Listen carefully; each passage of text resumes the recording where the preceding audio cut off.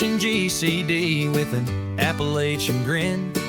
Adventures and shenanigans, we're diving right in. Out in the holler where the secrets creep, garbage can dudes digging mighty deep. Secret societies, shadows in the pines. Operation GCD of American rebels design. Double J searching deep in his brain hole, past layers of melted hops and bone resin. From cults to cover-ups, we're talking about all of that. So watch your sixth friend in the truth we trust. The world's a puzzle, grunge rock ain't what it seems. Ancient alien cargo cults haunt the moon's pale beams. Cincinnati schemers, history's a haze. Double J's on the mic, lighting things ablaze.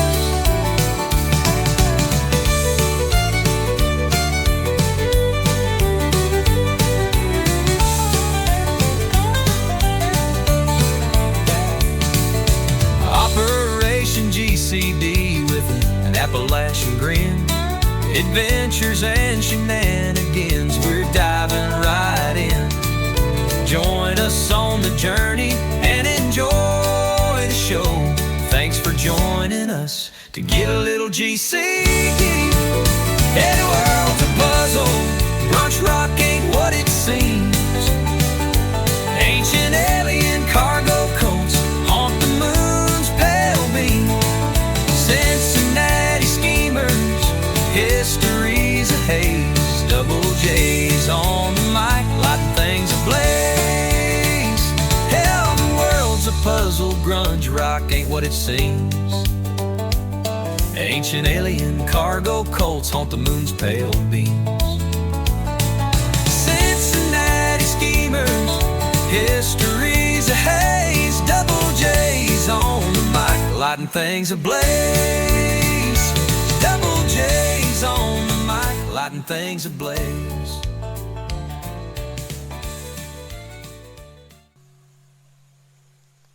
Boom! Ladies and gentlemen, welcome back to the show. Got a good one in store for you. Joining me is the host of Operation GCD podcast, JJ Vance. JJ, how are you doing? Tim, great to see you, sir. JJ Vance here, host of Operation GCD and not the vice president. Great to join you again on another conversation of ancient America and the propagandized narratives in which we live under today that cause folks to find these narratives we discuss, some folks, to be kind of fanciful or fictional. Yes, and we were talking just now before record that this notion of the Templars, some people think that this is mythology, right?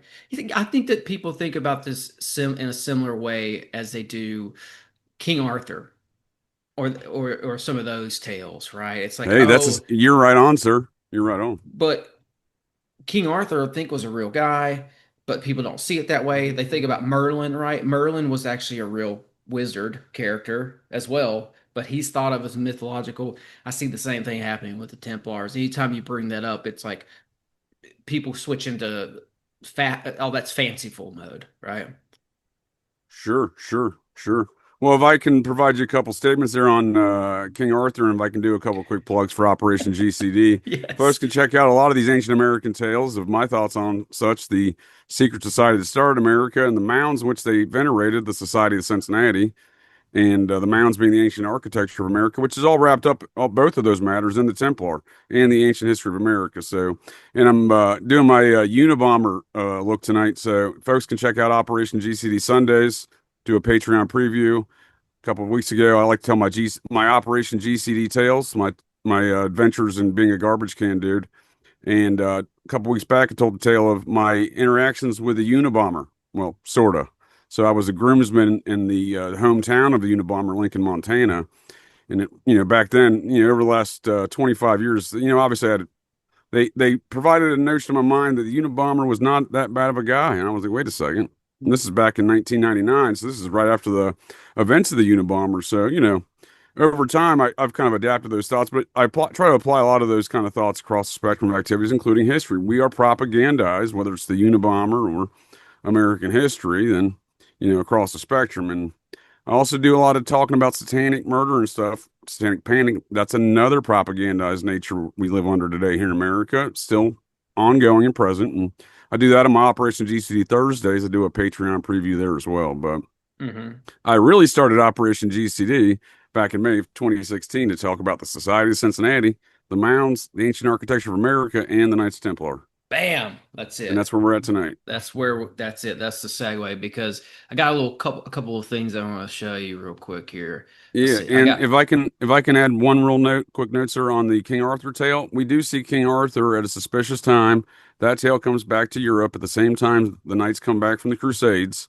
And if you take the salient characteristics of that tale, meaning the King Arthur and his 12 knights of the Round Table, like Jesus and his 12 apostles, and then you apply that same standard as the knights are telling their story of their Jesus and Mary, bringing it back and putting it in contemporary fictional tales in Europe, and you see that possibly exhibited also by the fact that you see the same character doing the same things. Again, the salient characteristics.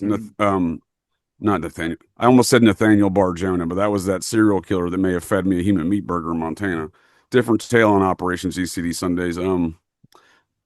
Joseph Bar Mathia and Joseph Arimathea. So there you have Joseph Bar Mathia of the Gospel Jesus tales, and then you have the Joseph Bar Mathia of the King Arthur tale. And I would say they're doing the same things. They have the same name. So that's the writers of that story who are passing upon their history, their Knights Templar, because they think their viewpoint is they're descended from the bloodlines of Jesus and Mary. That's their king and their queen.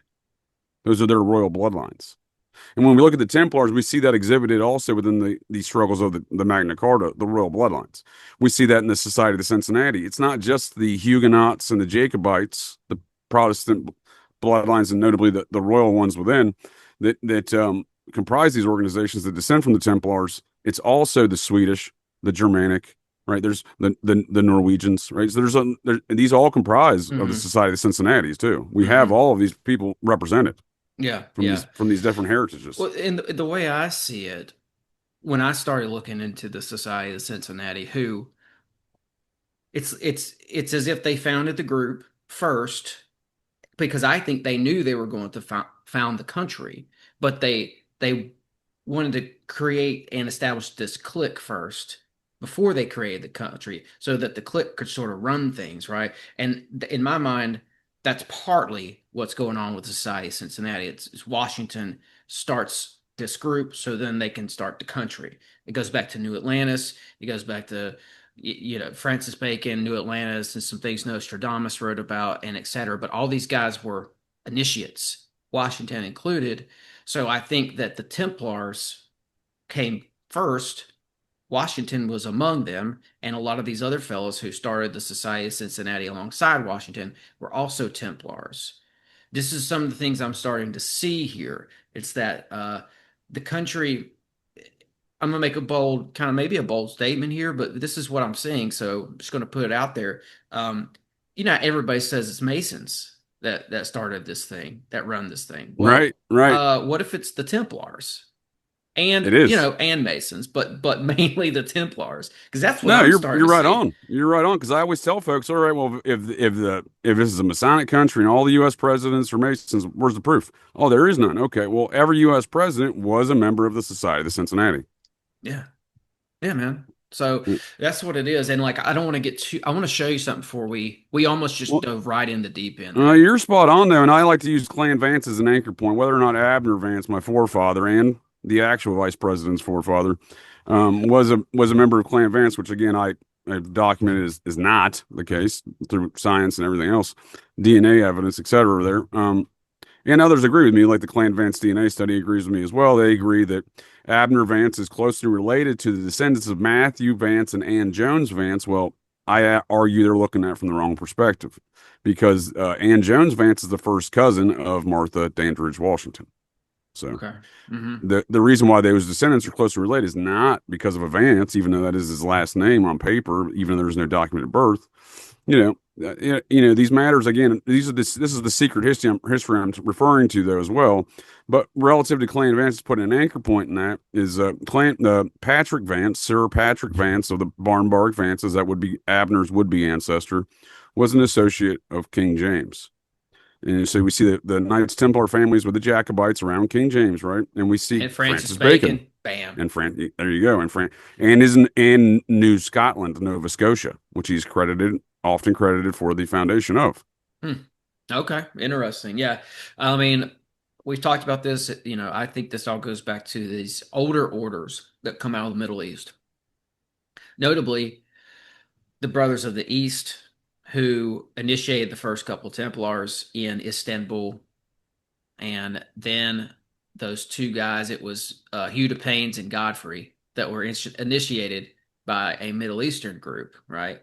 Well, Actually, they were you are Greek. spot on, sir. Excuse me. Let me rephrase that. So the Brothers of the East came out of Greece. So they were Greek, but they were in Istanbul in Turkey, and they initiate the first two Templars whose names are Godfrey and Hugh de Paynes. Well, but let's look But at Hugh de but but Payne's my ancestry. but Who's my his daddy, and what does he do? well, my point is like this goes back to an older order. That's all that's my point. But No, yeah, go ahead. you're spot on. No, you're spot on. And again, these are generational aspects, right? So we look at Hugh de Payne's ancestry. He's got Sufism in his ancestry. Yes. Yeah, that's So what I'm talking about. Exactly. so Yep. people And the often. Druze. I think there's a lot of things that are intentionally misdescribed about these organizations today. The Hashashins and the Assassins, as they're known as, and the Templars. Now, a lot of misconceptions about all these organizations. Nonetheless, they are the same organization. They were founded the same.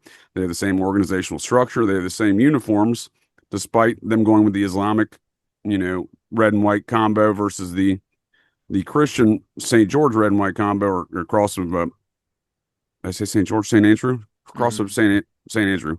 Wait a second. No, wait, that is cross. I'm getting my brain holes looped up here at the moment, sir. But You're good, they man. they they have the red and white motif with the cross, Hmm. Hmm. Templar cross, and then they have the white with the moon and the star there for the Hashis assassins. But it's because of Hugh de Paynes and the founder of this organization. They have the same organizational structure. These were never different organizations that matched together. They were the same organization from the start. And people often misdescribe the Crusades because you're like, wait a second. So again, these are the narratives we're sold as under broad senses and generalities in which to confuse us and propagandize us. Because if you look at the Crusades, you're like, oh, it's Christians versus Muslims. Is that what it's about? Because Sure. what I see are the same bloodlines, and you're saying they go further back. You are spot on. So let's look at who the Templars think they're Jesus and Mary are. And you just said where the foundation of the Templars were, courtesy of the Council of Clermont in France, and the this so that was the administrative headquarters. The operational headquarters, what you're describing there with Hugh de Paynes there in Turkey, modern day Turkey. Well, that's where the Templars think their ancestry is, the ancient kingdom of Edessa. Well, let's see who the kingdom of Edessa is comprised of. It's the machinations of a Judeo-Egyptian royal bloodline and a Persian royal bloodline. And what do we see in the narratives of the birth of Jesus? Well, that's what we see in the representation of the Magi's, including Balthazar, Hmm. right? Including the Persian, king magician wizard dude, Right. and then back to Clan Vance as an anchor point. Clan Vance. Now, again, I don't have any proof to say distribute it on these matters, but it has been long legend of Clan Vance dating back thousands of years to at least the 12th century or 11th century, and they're in all throughout France to what is now northern Italy. Um, Clan Vance's battle call was "All hail King Balthazar," because they claimed to be descendants of that same King Balthazar. Right on. So yeah, they were in the Middle East. That's why I pulled this up. Yeah, so The Templar thing. we're talking multi generational stuff, but we're Yes. also the other I think the other misconception is it's not Judea. We're talking about the ancient kingdom of Edessa, Turkey, with the Templars. That is the first Crusades. Yeah. Hmm. So this is interesting, right? Um, I wanted to show this up front before we got down these tangents, so I'm just gonna pull it up now. This is a new discovery. It's 1400-year-old site, is a monastery found in the United Arab Emirates. I looked at the Smithsonian page as well on this. They've got an article up about this, and they're saying that this is a Christian cross, and it may be, but look at this thing. It's got, when you zoom in on it, what do we see there? Little Templar crosses. Cross of St. George. Yeah. And Saint George to them goes back to what you're saying, right? They were putting all these monuments to Saint George up all over the Middle East, and the Druze were doing it too. And What the Druze what kind year is of, this dated to? 1400 years that's ago, what it it says? says. Yeah, that's what it says. It doesn't say anything in this thing about it being Templar though, but clearly you see the Templar crosses, right? I'm not crazy. Well, yeah, dude, that's what I'm saying. So where does the Templars get that cross from is the question then, right? Yeah, which cross are we talking about? Are you talking about the main cross? Because that's I'm saying all these little. You know, that's what I'm talking about. Yes, sir. Those are the ones I'm looking at. Yes, sir. Okay, okay. Yep. Are you saying this is the cross of Saint George as a No, isn't whole? that is it St. George or St. Andrew? Which one am I? I'm I not think getting it's my brain Saint hole stuck tonight. George. I I think it's thought Saint so. George. Yeah, That's I who they thought so. venerate. That's who the Yeah. Druze venerate, and the Druze are closely knit with the Templars. They helped build Solomon's temple, apparently, both Right. Well, so times. yeah. So again, so where do these symbols come from? Right? Did the Templars just create that imagery or that symbol? Right. Right. Well, I don't know. I don't know much about it. I just see that this is a new discovery and it's got Templar crosses on it. And I thought that that was interesting. And it comes Well, out of, the UAE. I think it's extremely interesting because if it's 1400 years old, that's after the time of St. George. Okay. Yeah. So Yeah. I mean, I'm not like well what up what I'm on St. George. I should be, but I've read that they venerate St. George a lot. what I'm inferring, sir, is St. George is in their bloodline, and they've been using that symbol of St. George since his time, and this comes after that time within those same bloodlines. I'm saying that makes a lot of sense to me. Okay. Okay. And I got another one I want to show you too. And we know they use the same symbols in these bloodlines. Look at Scott Walter's work on the hooked X within these same, as he calls them, the Venus families, because they do Venus worship and goddess worship, which has been their biggest beef with the paternal religious orders of the Vatican and predecessing paternal religious orders before the Vatican. That has been the biggest beef with these bloodlines ever since. Yeah, they definitely do venerate Venus, and I want to get more into that here in a little bit too, Yeah, because that's and Scott Walter documents some of that worship in the symbols they use within their bloodlines as the hooked X. mm-hmm, mm-hmm. I'm starting to We see see the hooked that. X from King Tut to when I said those Judeo-Persian kingdom of the kingdom of Odessa. If you trace the Judeo-Egyptian portion of that, it goes back through the bloodlines of Akhenaten.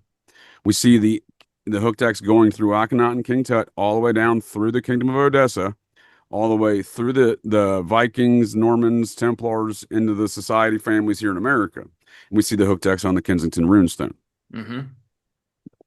Yeah, and I'm starting to find that there is goddess worship tied in with all this as well with the Templars, I big think that's time. what the biggest issue is, right? So that's the biggest issue that sends us underground. You can call it occultism, et cetera. But if you want to get down to the greatest common denominator, because Operation GCD serves not just garbage can dude here, but greatest common denominator. That's what I used to call my private detective agency, because that's how I look at all things in this world. Because once you break things down to the greatest common denominator, starts to provide context and understanding of the circumstances. And when you see that the pattern here throughout time is this goddess worship of these same bloodlines, well, you can see why the paternal religious orders would have issues with that. Yeah, exactly. I mean that could be a big reason as to why the Catholic Church had beef with them. It's probably not the only reason, but There you um, go. It's not that the only. You are correct, sir. It is a factor. You're right. You're yeah, right.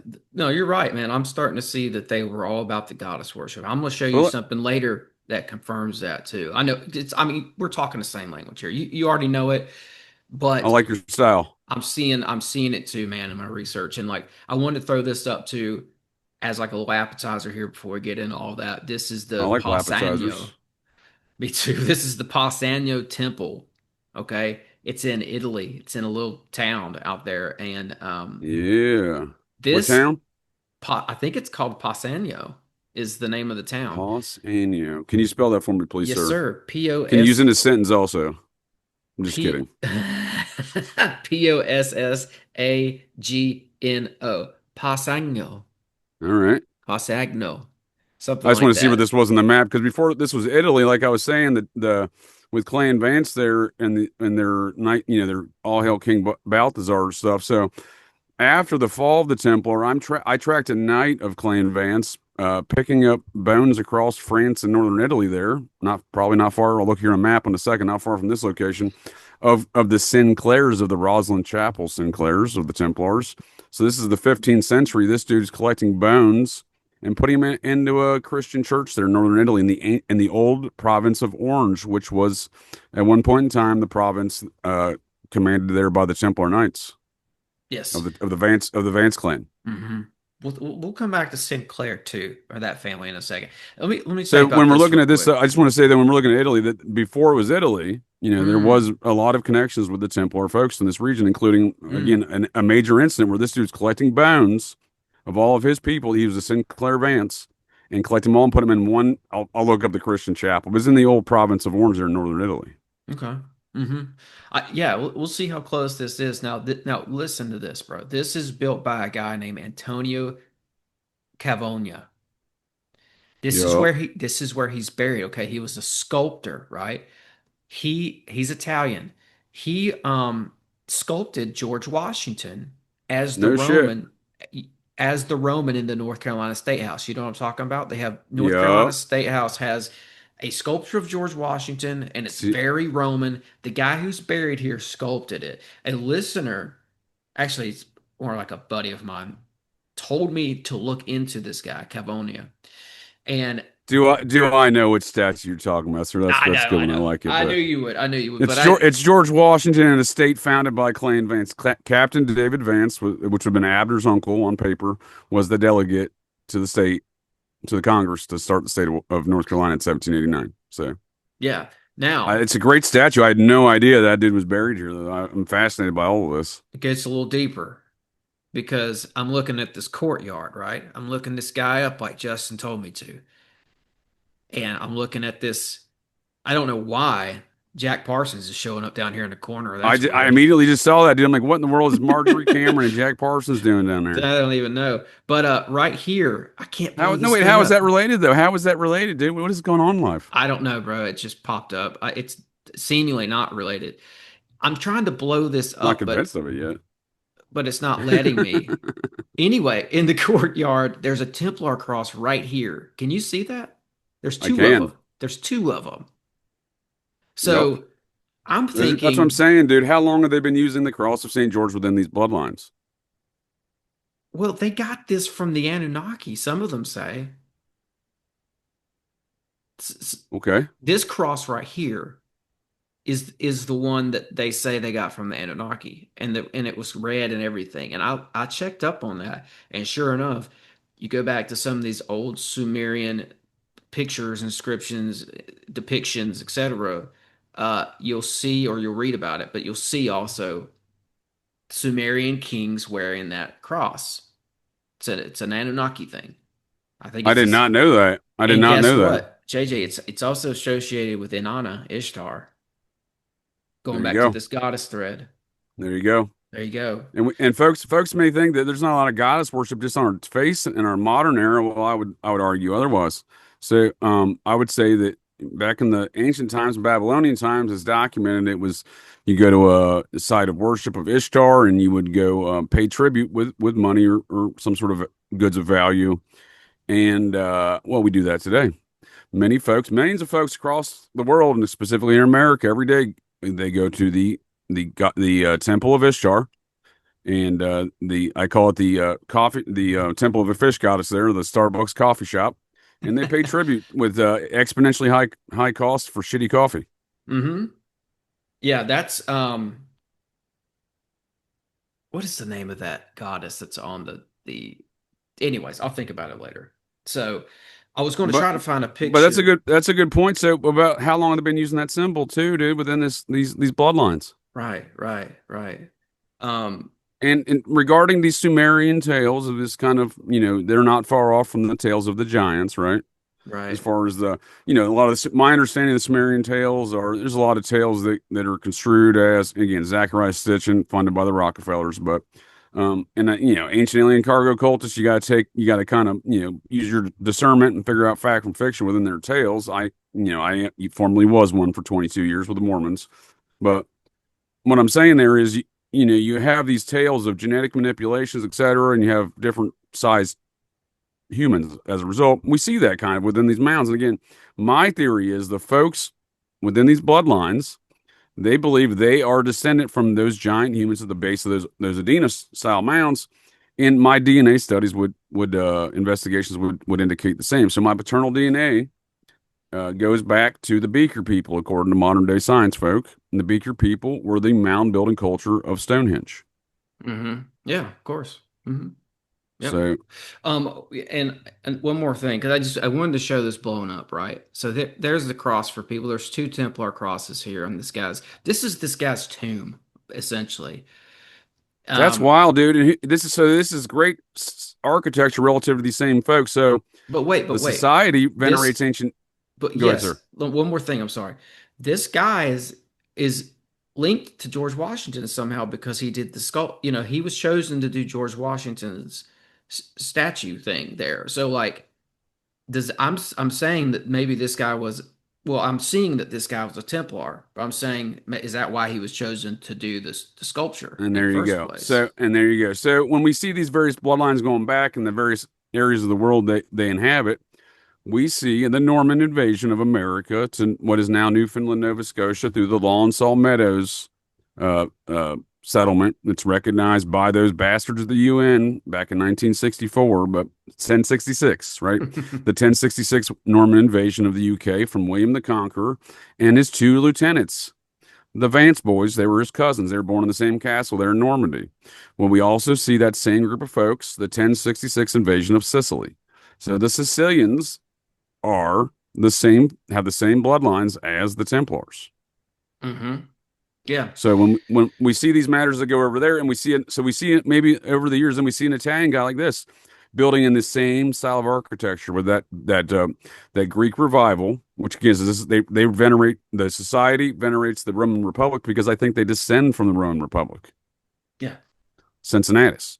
I think hmm Cincinnatus was a giant. That's why we see a 7.5 foot tall statue of Cincinnatus on the site that this group founded in the city of Cincinnati Yeah. at their founding site. It doesn't. I don't think it stops there. It does go back to Roman stuff. They were borrowing from Romans and all the things you mentioned there, but I think it goes back to the Greeks as well. Because remember, the Romans based a lot of their thoughts off of what the Greeks had thrashed out before them. Well, if I may, sir, let's differentiate a couple topics here. So organizations like the Vatican get compromised over time.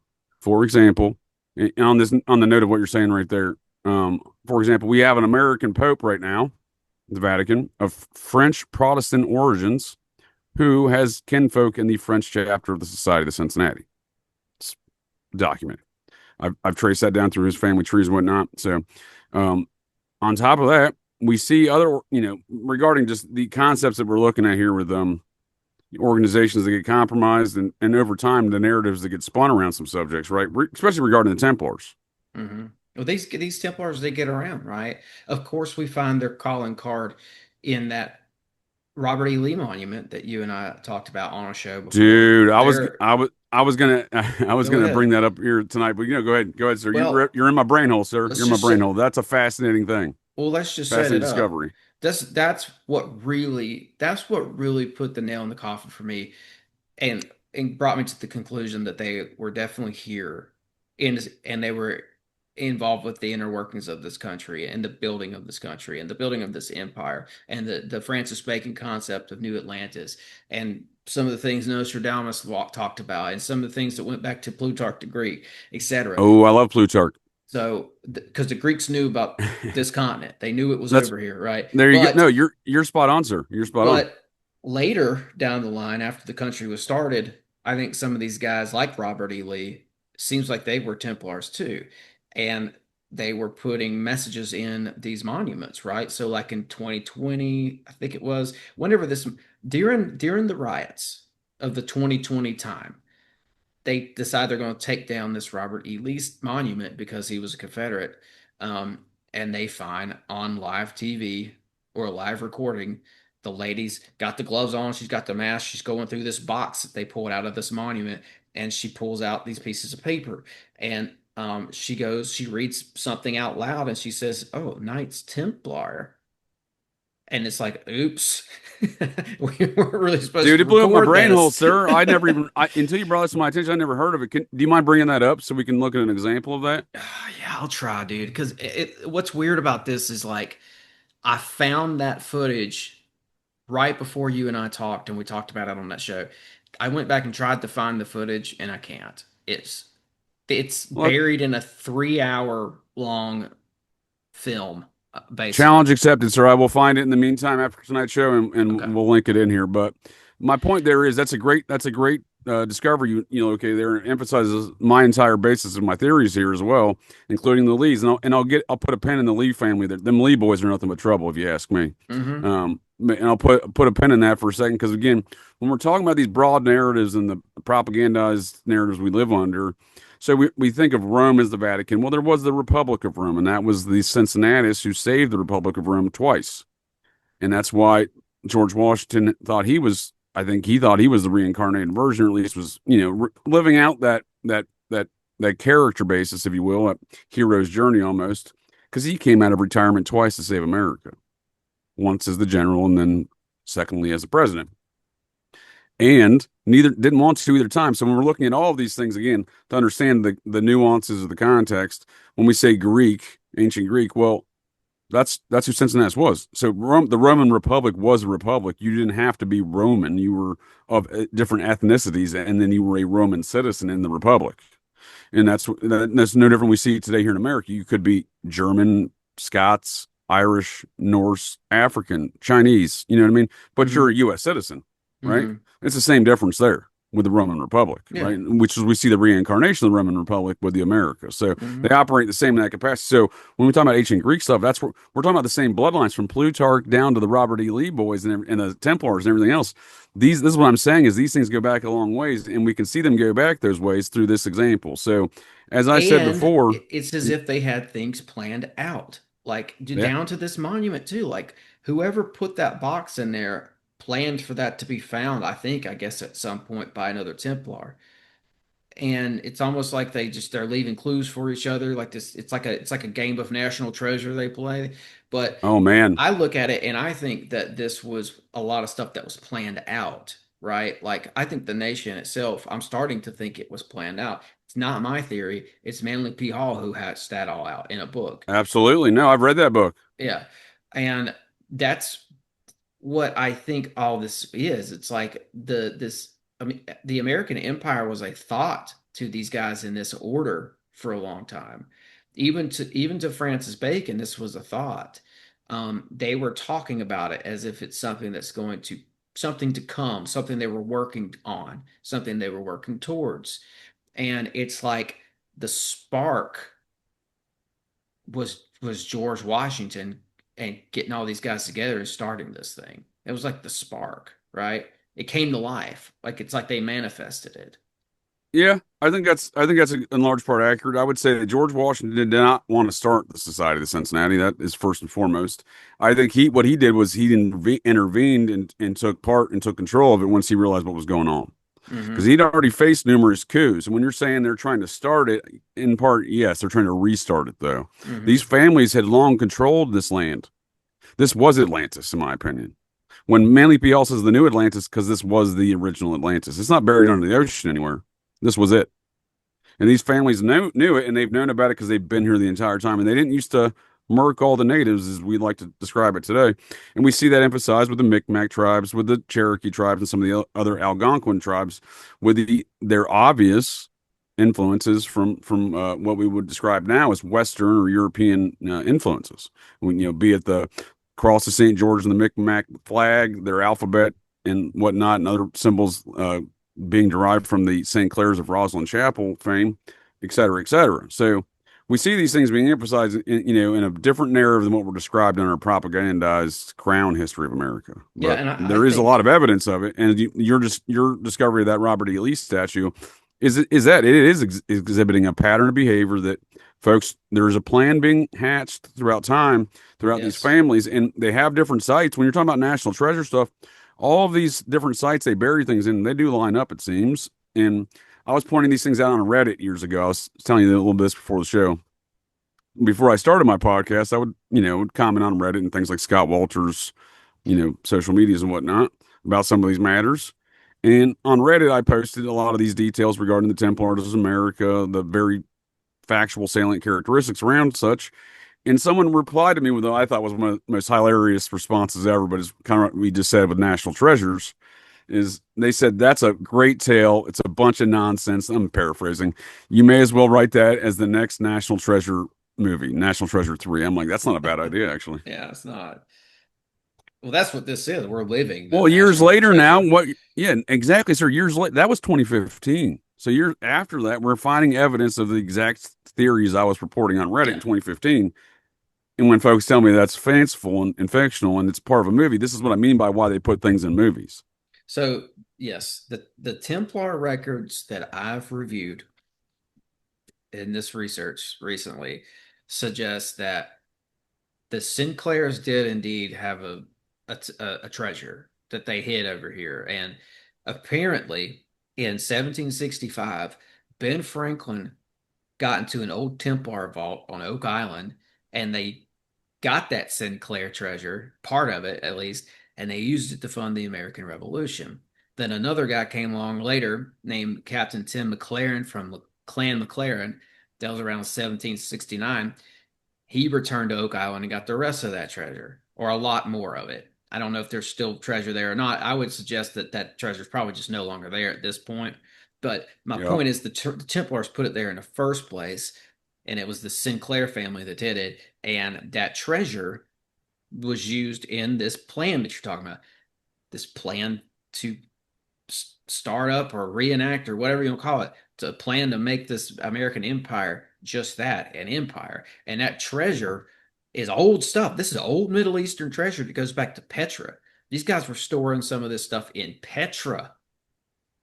Nineveh. Talk about movies, right? Indiana Jones, Petra, like Yeah, Nineveh. well, The ancient library of Babylon. yeah, well, yeah, there's a couple places, right? And but Petra. I don't want to go too far down the Petra rabbit hole, but we didn't even know about that place. It wasn't made a UNESCO World Heritage Site until the '80s, and Yeah, then and that's a very interesting site because that's the one you see in Indiana Jones Part 3, the Knights Templar Last Crusades. and it's It's there. weird because when you look at when that was made a World UNESCO site, and you look at when they made that movie, somebody over there at Lucas's camp knew some things because that wasn't information. That information wasn't out yet about that site when they started making that movie, in my opinion. Oh, Lucas was an occultist. He basically used the book Spear of Destiny to make that, to write his Indiana Jones tales on top of. And I would argue he Mm, used a real character who, by all appearances, was a hereditary descendant of the Society of Cincinnati as the character basis for Indiana Jones. That man's name was Augustus Laplangen. His father and grandfather were powerful naval commanders within that French chapter of the Society of Cincinnati, and he got shipped over here to America as part of the Society's start of the Smithsonian to explore and expressly survey the mounds of the Squire and Davis ancient their survey of the ancient architecture of the Mississippi Valley in 1848. Laplanchen was their assistant. He would then go on to study all of the Mayan cultures and et cetera, all the way down to Peru. He actually discovered shit in Peru that he doesn't get credit for today, that folks 40 years after him get credit for. So that's to show you this factional divide about some of these matters. And you see a society guy getting diminished, but he is very much the real life Indiana Jones. hmm He would argue that the culture here in America predates the ancient Egyptian culture, and there was from essentially the Yucatan to the Grand Canyon was his theory, consisted of that culture before ancient Egypt. Yeah, and I'm thinking about something else because we talked about how a lot of this comes out of the Middle East. I think I know that there's that Roman Greek influence there, but I think that the occult order that these Templars originally came out of was like a Middle Eastern thing going, like you said, Sufi. And I would add to that the Druze, right? The Templars had a secret hand grip that they used that they got from the Druze. And this is a very fascinating group. They're like an occult pre-Masonic group who helped build Solomon's temple. And then later down the line, when you see the second temple being built by King Herod, who was an Edomite, Petra's Petra's an Edomite site. They were using Templars to guard that place, right?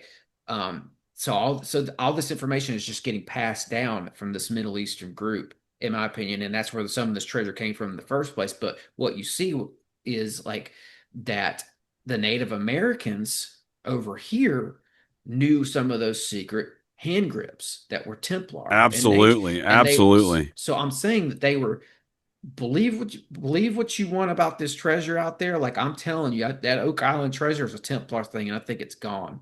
But believe what you will about that. But they were over Well, here, and the hand grips prove it because they if knew I the can make secret handshakes. yes, sir, and if I can make 2 points to bookmark your, or, exhibit those some facts around the Society of the Cincinnati, the descendants of the Templars, because again, George Washington, 10 of his forefathers, his 14th through 17th great grandfathers, 10 men were the 10 of the 25 knights that brought us Magna Carta 564 approximately years later. Their grandson, George Washington, brings us Magna Carta 2.0. So I don't think these things, when you're talking about plans, dude, that right there is exhibiting of a Yes, long-term plan. it's a long-term plan, man, and like that's what it is. It's a Yep. long-term plan. I love that. That's So, what I was trying to articulate earlier. That's just and the if you best want way to, to put it. yes, sir, and if you want to take that back a bit further and talk about these ancient orders and secret societies that operate within them with this treasures of ancient past that have been passed down these bloodlines. There's a member of the Society of Cincinnati. He was a major out of the New York chapter. His name's escaped me at the moment. His mother was a Mohawk Indian. I think it was Hmm. Mohawk. Yeah, I believe it was Mohawk. In the Finger Lakes region there of New York. So Hmm. as a result of his mother, because these are maternal, again, this is back to that goddess worship. The Cherokees operate the same way, much as these other Algonquin tribes. They have maternal hierarchies. So, for example, on that note, my forefather, George Lowry, Yeah, was a it's Scotsman, Cherokee. Mel. His mother was Cherokee. That's how he became deputy chief of the Cherokee. It's what you said earlier, Melusine. Like, the name just came. Melusine. That's the goddess on the Starbucks logo. That's a matriarchal bloodline that goes back to a female goddess. Yeah, I just think when I say Ishtar, I just think we change the name over time with language. It's Sure. the same character. You could call it Hecate. You could call all these things. You call it Columbia, which is what the society Hmm. calls it. Yeah, I think so. I think there's one main goddess that all this revolves around, and that seems to be this Ishtar Inanna Sumerian character. That's as So far back as I can trace it. But like, like the what is it? There's a country over in Europe. It's a landlocked country, and it's a real small little country. And it's like the when you look at the I'm trying to remember the name of it, but when you look into the Liechtenstein. no, I think it starts with an L though. But when you look into the Uh, country, I'll look it up here in a minute. But like the royal family actually traces their bloodline back to Melusine I think that's Liechtenstein, sir.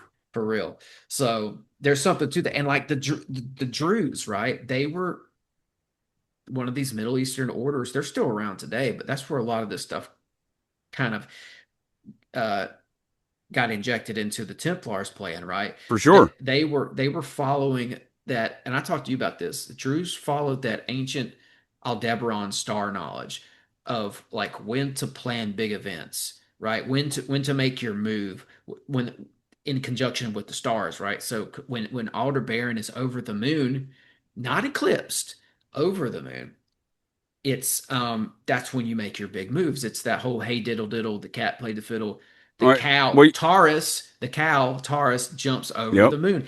There That you go. that's when you make big moves. That's the star system that's encoded in the star fort in New York City and the obelisk alignment in New York City that Vanderbilt put his Egyptian obelisk on. That right on that alignment. It all goes back to Aldebaran, but it goes back to Yep. this older knowledge that the Druze practiced.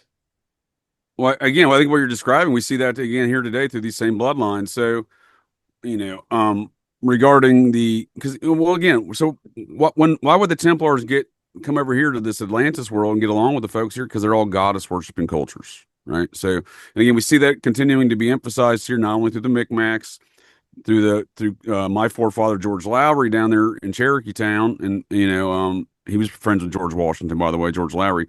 Now, his mother again was the reason why he was made deputy chief, and his boss John Ross was the chief, and his mother again, he was a Scotsman, and his mother was Cherokee. So, there's a certain degree, though, I think some of these men aren't even let into the secrets. And I'll give you an example relative to the society in a moment. But John Ross, a descendant from Robert de Ross, that same Templar Knight, it was in charge of Magna Carta, the same Templar Knight's the forefather to George Washington. So we see these folks continuing to associate here in the in the new Atlantis in America over time. But I question how much even some of those men are let into the ancient secrets. And here's why. There's a major out of the New York chapter of the Society of Cincinnati. His mother was a Mohawk. He became the chief of the Mohawk up there. I think it was the Mohawk. I might be misquoting which exact tribe it was, but nonetheless, he was made the chief. But he said himself, he was not let into the tribe's secrets. They had an internal order based upon Masonic principles, because he was a Mason as well. And that he was not allowed into that because he was not pure blood within the tribe. Yeah, even though they're a goddess worshiping tribe and he's made the chief, he's still. It's almost like people describe today. There's levels of top secret clearances above the president. Well, there you go. Yeah, yeah. The Cherokees also had an order, a Masonic order. Well, it was their own version of and it that. Operated the same way. But I just don't have the quotes. I don't have the quotes from those men the same way. When the Templars came over here and started communicating with these native tribes, and they find out, oh, they have their secret order too, they sit down and they talk and they connect over that stuff, and I think they probably trade ideas and stuff like that. And it's exactly the Micmac tribe 100% is involved with this. Like, there's old Templar records that say that they were working very closely with the Micmacs. Like, they said that the Micmacs would give us squash and beans, and we would hunt bear and deer, and we would trade, and like we would share. Essentially, they said the Templars said that when they would hunt bear and deer, they would share with the Micmacs. So there was a working relationship over here, and who knows how far that goes back, because what I was looking for here is That's what I'm saying, sir. We don't know how far it goes back. Right. Well, they've got their symbols in here. Well, we see ancient Celtic in West Virginia. This is the same bloodlines. I'm trying to find this diagram. Anyway, I'm not gonna be able to find it. There's a diagram in here of the Micmac language, and you can clearly see that some of the symbols are Egyptian. So I don't mean to just drop a bomb on. Don't say Reformed Egyptian. You might sound too Mormon there, sir.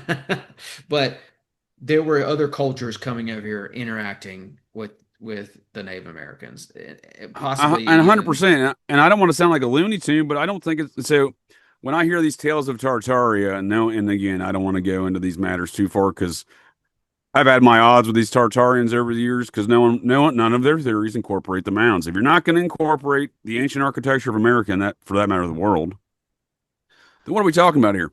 You don't have a complete theory. You have an incomplete theory, but I think they're onto something. I don't throw the baby out with the bathtub, even the Tartarians. No offense to you, sir, if you have any belief systems or the listeners in Tartaria. I simply don't put much. It's a reincarnation of a lot of things. Yeah. What I do think is correct there, sir, within those theories are, again, there's salient characteristics I think that are spot on. I think a lot of it's propaganda, if I'm going to be quite honest. Yeah, there's a lot of stuff within that Tartaria thing. I can draw the same connections to Lemuria, the Theosophists, and all that stuff that goes out of Mount Shasta. But my point being there is, I don't want to diminish anyone's thoughts. Again, I could be wrong. But my point being is, we see these ancient structures that folks identify within the Tartaria theories. My apologies. I think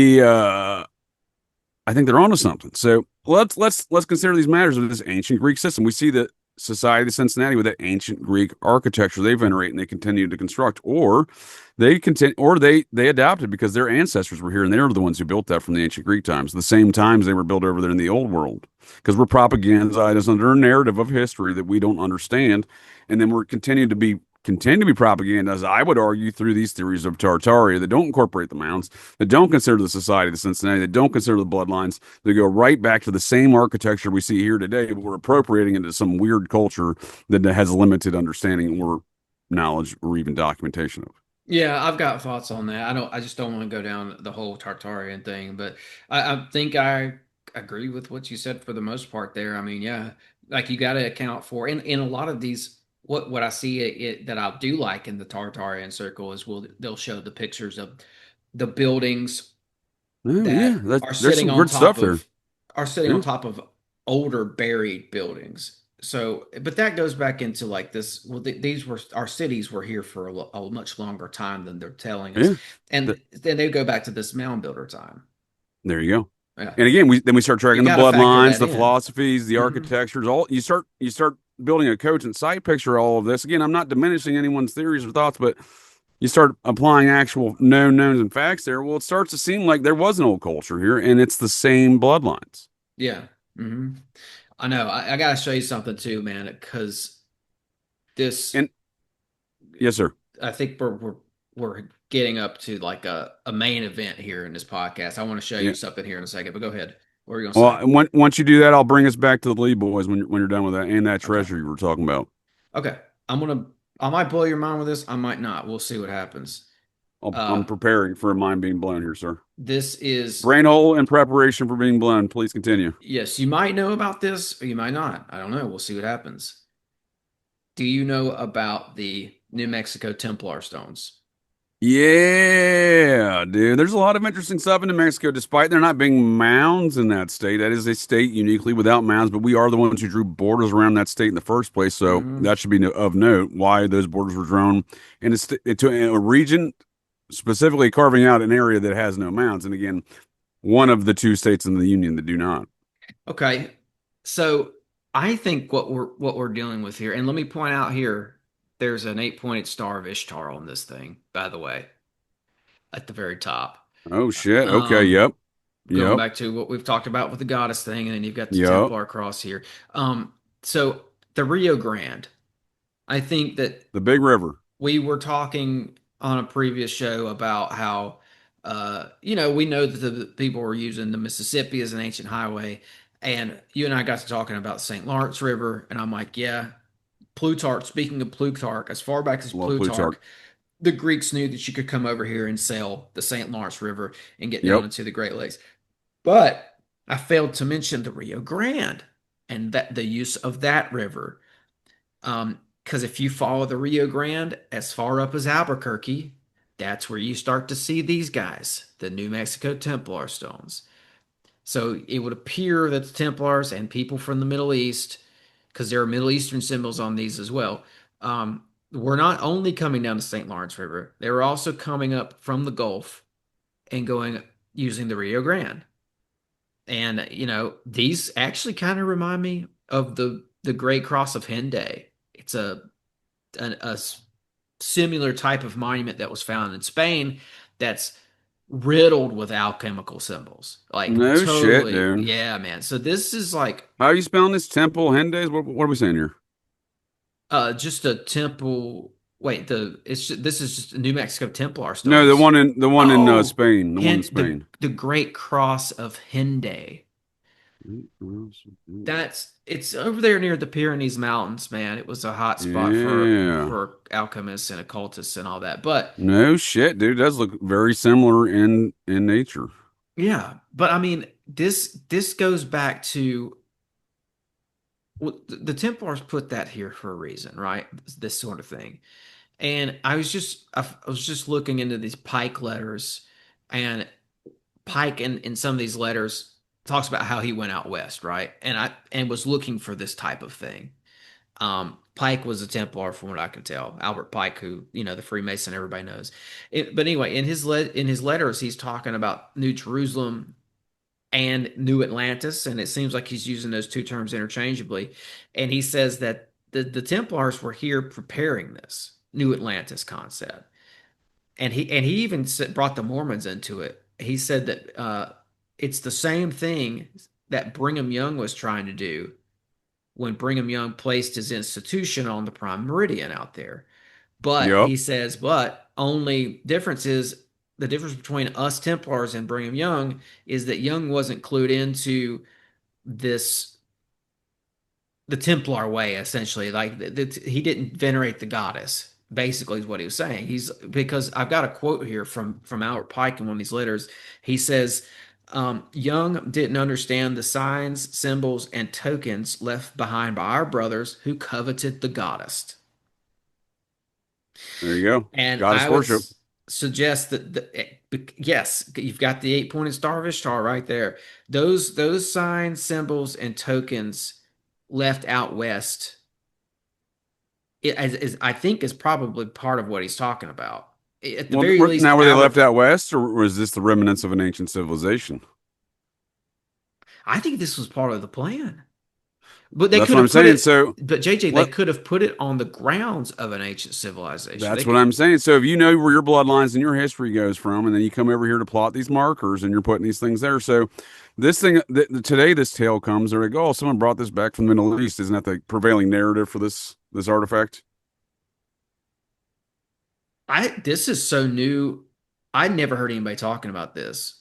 Oh There's yeah, I one think the guy on prevailing YouTube. narrative is, yeah, the prevailing narrative is that this was discovered. It was in the lobby of a hotel, and this Yes. there is a bit of a uh they know the lineage of the hotel is like, well, we got it from this rancher. This rancher said he found it in this forest, Yeah. and this picture's allegedly of that finding. So, but today they're like, oh no, someone brought it from the Middle East and just dropped it off here. There is a narrative around this device or these artifacts of all of it that kind of Uh-huh. nature, right? You see what I'm saying? Oh, To that's right. discredit Yeah. it. Actually, I think, yeah, the guy mentioned a personal theory that he thought maybe this had come over from Spain or something like that. I don't So, remember but I if it think was it's Spain or interesting. what. It is a marker, right? And if we're looking at these kind of religious But marker but or but ritual markers, right? right, but here's the thing about that. Even if it came over from the Middle East, the Templars still probably made it. It just means they carved it over there and then they put it on a ship and brought it over here and used it for as some sort of a marker or whatever it's being used for. You get what I'm saying? I think that's exactly what we're looking at, and that's what I'm getting at. I'll give you another example right now. So we have the Abbey of New Clairvaux. I think you and I discussed this previously. Hmm. Do you mind if I share this with you? No, no, let me stop share so you can. There's a couple of these before we move from this. There's a couple of these Templar stones, and they have very similar depictions, but some varying depictions on them. But anyways, Well, that's what I was getting at though. Also, so if you're the Templars and you know you're this ancient history that I was saying, like that LaPlongeon fellow, that Society of the Cincinnati guy was tracking. Like after he did all the mound surveys, that's what he was tracking. That was his mission for the next 30 years, really. hmm And again, this is them tracing their bloodlines. So if you're tracing your bloodlines that area and they're tracking sites that their previous ancestors had marked, whether it's the Kensington Runestone, whether it's the Newport Temple or Rhode Island Tower, these hmm are all. Not only are they serve all of these things serve multiple purposes, and Oh, and the you see their multifaceted use. But again, we see that with the mounts; they serve multifaceted uses as yeah. well. Oh yeah, yeah. And the Los Lunas Decalogue stone. Well, So that's what I was going to get to next. Is right by the Los Lunas Decalogue Stone it was where this was is. located. Okay, it is, and we're on the same page then because you get here's the Gulf of Mexico, right? And you come up you go up the Rio Grande and right around Albuquerque. On one side of the river, you found these Templar stones. On the other side of the river, you have the Los Lunas Decalogue stone, which features lines of different languages: Canaanite, Phoenician, Hebrew, Etruscan, Cyrillic. Personally, I think that part of what happened there is that the Phoenicians did so much business with everyone that they spoke all those different languages. For sure, dude. It's not, again, it's not, we're getting, I don't want to get wrapped up in the Phoenicians to this, Phoenicians to that. It's the goddess worshiping bloodlines of these cultures, and they work together and they continue to work together. So when we see them Phoenicians, they're going to adapt to the principles of their other, Well, the Templars got their neighboring. maps from the Phoenicians. It's all connected. It's all the bloodlines. It's all Yeah. the bloodlines. hmm It's all bloodlines. So, and again, we see Phoenician burials within these mounds. Oh We yeah. see ancient Hittite script within these mounds. Ancient Hittite script like used near and around that area of Turkey where the Templars started, where the First Crusade occurred, where the ancient kingdom of Edessa was, where I've tracked the ancestry of Lucius Quintus Cincinnatus, the Greek ancient Greek of ancient Greek heritage there with his ancestry, a Roman citizen, to the ancient kingdom of Edessa with King Akbar. Is this Akbar, who would be the other Jesus listed in the War of the Jews? And according to Bocephus, I'm sorry, my apologies, that's Hank Jr. Josephus, War of the Jews, and the so what I'm saying is there's a lot of things that we have known knowns about, and again, the known knowns with the Templar families is that's who their Jesus is. That is this Akbar fella, and again, there's interactions and correlations with that with the Quintus Lucius Quintus Cincinnatus tale. If you look back far enough to the same geographical areas. So when we were talking about these groups, I'm just saying that we should, it is the Phoenicians. There are elements of that. There's elements of, Oh yeah. all of these different cultures, the Sure. Celts, right? Yeah, it's probably a bloodline thing. It's, secret societies, they knew about New America or North America, New Atlantis, and then they had all these different New Atlantis type phrases for it. But yeah, they seem to have been in on the secret about these lands over here and had these plans for them. And yeah, and you're right. Like we don't have to get hung up on Phoenicians, but I'm seeing that too. Like I'm seeing Phoenician stuff in burial mounds here in Tennessee, and purple No, yeah. dye, and all kinds of wild stuff. And Uh, uh, my point more is like how they're using these river systems, right? And to travel, how they were using. Because here's another one. I got to throw this up here. yeah, I Um, can't, please do, because I can't figure out how to share I'm not, oh, here it is on Zoom. Okay. Go ahead, sir. let's try that next. So this is something Fritz Zimmerman posted. Shout out to him. He's been on the show before. Oh, nice. I like his work, dude. He's done some good mount stuff. Well, look at this article here about these canals because they were coming up. Let me set this up. The ancient people were coming up these rivers, right? You have St. Louis. It's an ancient city we call Cahokia on the border of Missouri or Missouri. I'm glad you're And bringing this up because this ties right into my next point that I'm going to share with you, great. sir. You're in my brain hole again, Tim. I don't know if I like you, but I like your style, though. well, Fritz posted this really cool article about the canals they found in Missouri, right? Yeah. Not too far from Cahokia, right? So it says 70 miles of ancient Babylonian Amorite giants canals are described in Missouri. Dr. G.C. Swallow, while at the head of the Geological Survey, called attention to them and described one, which was 50 feet wide and 12 feet deep. There can be no doubt that the ancient inhabitants had constructed with a skill which would not do no discredit to our own engineers a system of connecting canals which must have been necessitated by an extended internal trade, by which required boats of respectable dimensions. So yeah, they could tell that's a guy from the 1870s talking there. Like I think we would find the means to Right. Not simplify not that modern today. lingo, is it? Right, right. But this is from, in one of these history of Missouri books. So, but anyway, look. I mean, canals, right? Well, Another crazy faction or factor of our ancient world. Canals. for sure. Well, in that same region, and I'm gonna talk about Cahokia in one moment, but let's look at nearby Cahokia. When the Society of the Cincinnati, all the way down to St. Louis, named after King Louis the 16th there or whatever, from the one who sanctioned the French chapter. Marie, that's why we have Marietta, Ohio, a mound city founded and designed by General Arthur St. Clair of the Roslyn Sinclairs, the last executive of the Continental Congress before the last executive officer, the president, if you will, before George Washington, a very close confidant and associate of George Washington, who he put in charge of the Northwest Territory. In that Northwest Territory expansion, we see all of this area around Cahokia being named after ancient Egyptian cities all the way down to Memphis. Indeed, indeed. Yeah, you come So up. that's the society that did that. That's the society that is these bloodlines that did that. Yeah, you come up the Mississippi, and there's so many examples of this, dude. I don't even know where to start. One that came to mind is where the Ohio branches off the Mississippi, like you're heading towards Evansville, which where which was an ancient city, by the way, as well. They call it Angel today. There was a city there that they call Angel, but it's right there in Evansville. But anyway, right where the Ohio splits off, um, you've got a little place there still on the map today called Joppa, right before you get into Yep. Evansville. Joppa is the ancient port of Israel. Yes, Why sir. do we have that title here? Right? It's because Yep. these people, and I think they, speaking of a branch off the Mississippi, you got the Arkansas River, right? Branches off the Arkansas. Mississippi, Yep.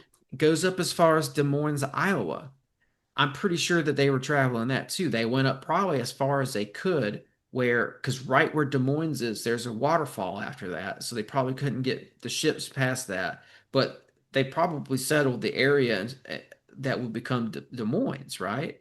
And right now, there's a dam there called Red Rocks Dam. There are 6 towns underneath that artificial man-made lake. So I have to ask the question, what else is under that lake? Every Ancient, I ancient just stuff. yeah. I like where we're at, sir. Again, we've been burying all these things. There's a lot of evidence that's been buried, like you're saying.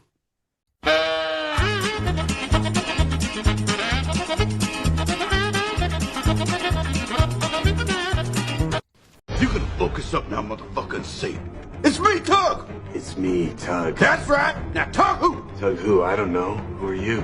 Me? I know who I am! I'm a dude playing a dude disguised as another dude!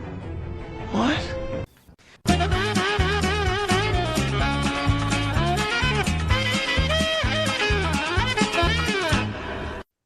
The idea that no one traveled the waters of ancient past, and again, it is these bloodlines, and we see it again from the ancient mound builders who had a great understanding of astronomy and mathematics to build Serpent Mound, this 1,300, almost nearly 400-meter mound. This, I would argue, is a sperm and egg, not a snake and a sun. But they used to have a giant dick statue in that sun, by the way, an obelisk. But this mound, I would argue, is a sperm and an egg. Depicts it's a representation of the creation of life and is a calendar of sustaining that life because it reads everything in the night sky and sun, from the sun, the moon cycles, the changes of the seasons, the equinoxes, etc. So using logic and reason, when we're talking about goddess worshiping sex cults, that ain't a snake and a fucking sun. That's a sperm and an egg, and that's why they put a giant dick statue in the sun in that egg. But anyhow, we have 3 7-foot giants found in the Adena mounds right by there, well documented on that same site. So again, if we're seeing that these culture that I said, if those giants are the folks that are the ancestors of the Templars and the Society of Cincinnati, and they've passed down this advanced understanding of mathematics and astronomy, well, they've always been sailing. That's how you sail. Yeah, yeah. Well, I don't want to You get navigate by the night sky. So these people understood right. that for a long time. They So did. they're all over the place. That's why we see Templar stuff in Goa, India, Madagascar, and I would argue the samurai people of Japan, the Ainu, specifically the Ainu ethnic group, are descendants of the same people. Mm-hmm. Yeah. You Yeah. have So red-haired, red-bearded, blue-eyed, expert swordsmen on assaults on horses in the 12th century or 13th century, in northern Japan and northern Europe. Come on, man. This is the propaganda. I'm not saying you. I'm just saying these are the yeah, propagandized things we're under. That let's use some logic and reason. These folks have been navigating the world forever, and again, they've been sanctioned forever. and I've said it before on here. I'll say it again. The 3,500-year-old, I think it was 3,500-year-old Canaanite shipwreck that was found in recent days. The Canaanites were coming over here. That's why I think we can look at something like the Lost Lunas Decalogue stone and see the remnants of those people. But here's the deal with fitting the Templars back in real quick. Like those Templars got their maps from somebody, including Columbus. And I'm thinking about Friday the 13th, 1307. Templars had 16 ships in Rochelle Harbor, France, ready to roll. They knew the hammer was about to come down on them. They knew that they were going to be further oppressed. They knew King Philip the Fair was going to come for them.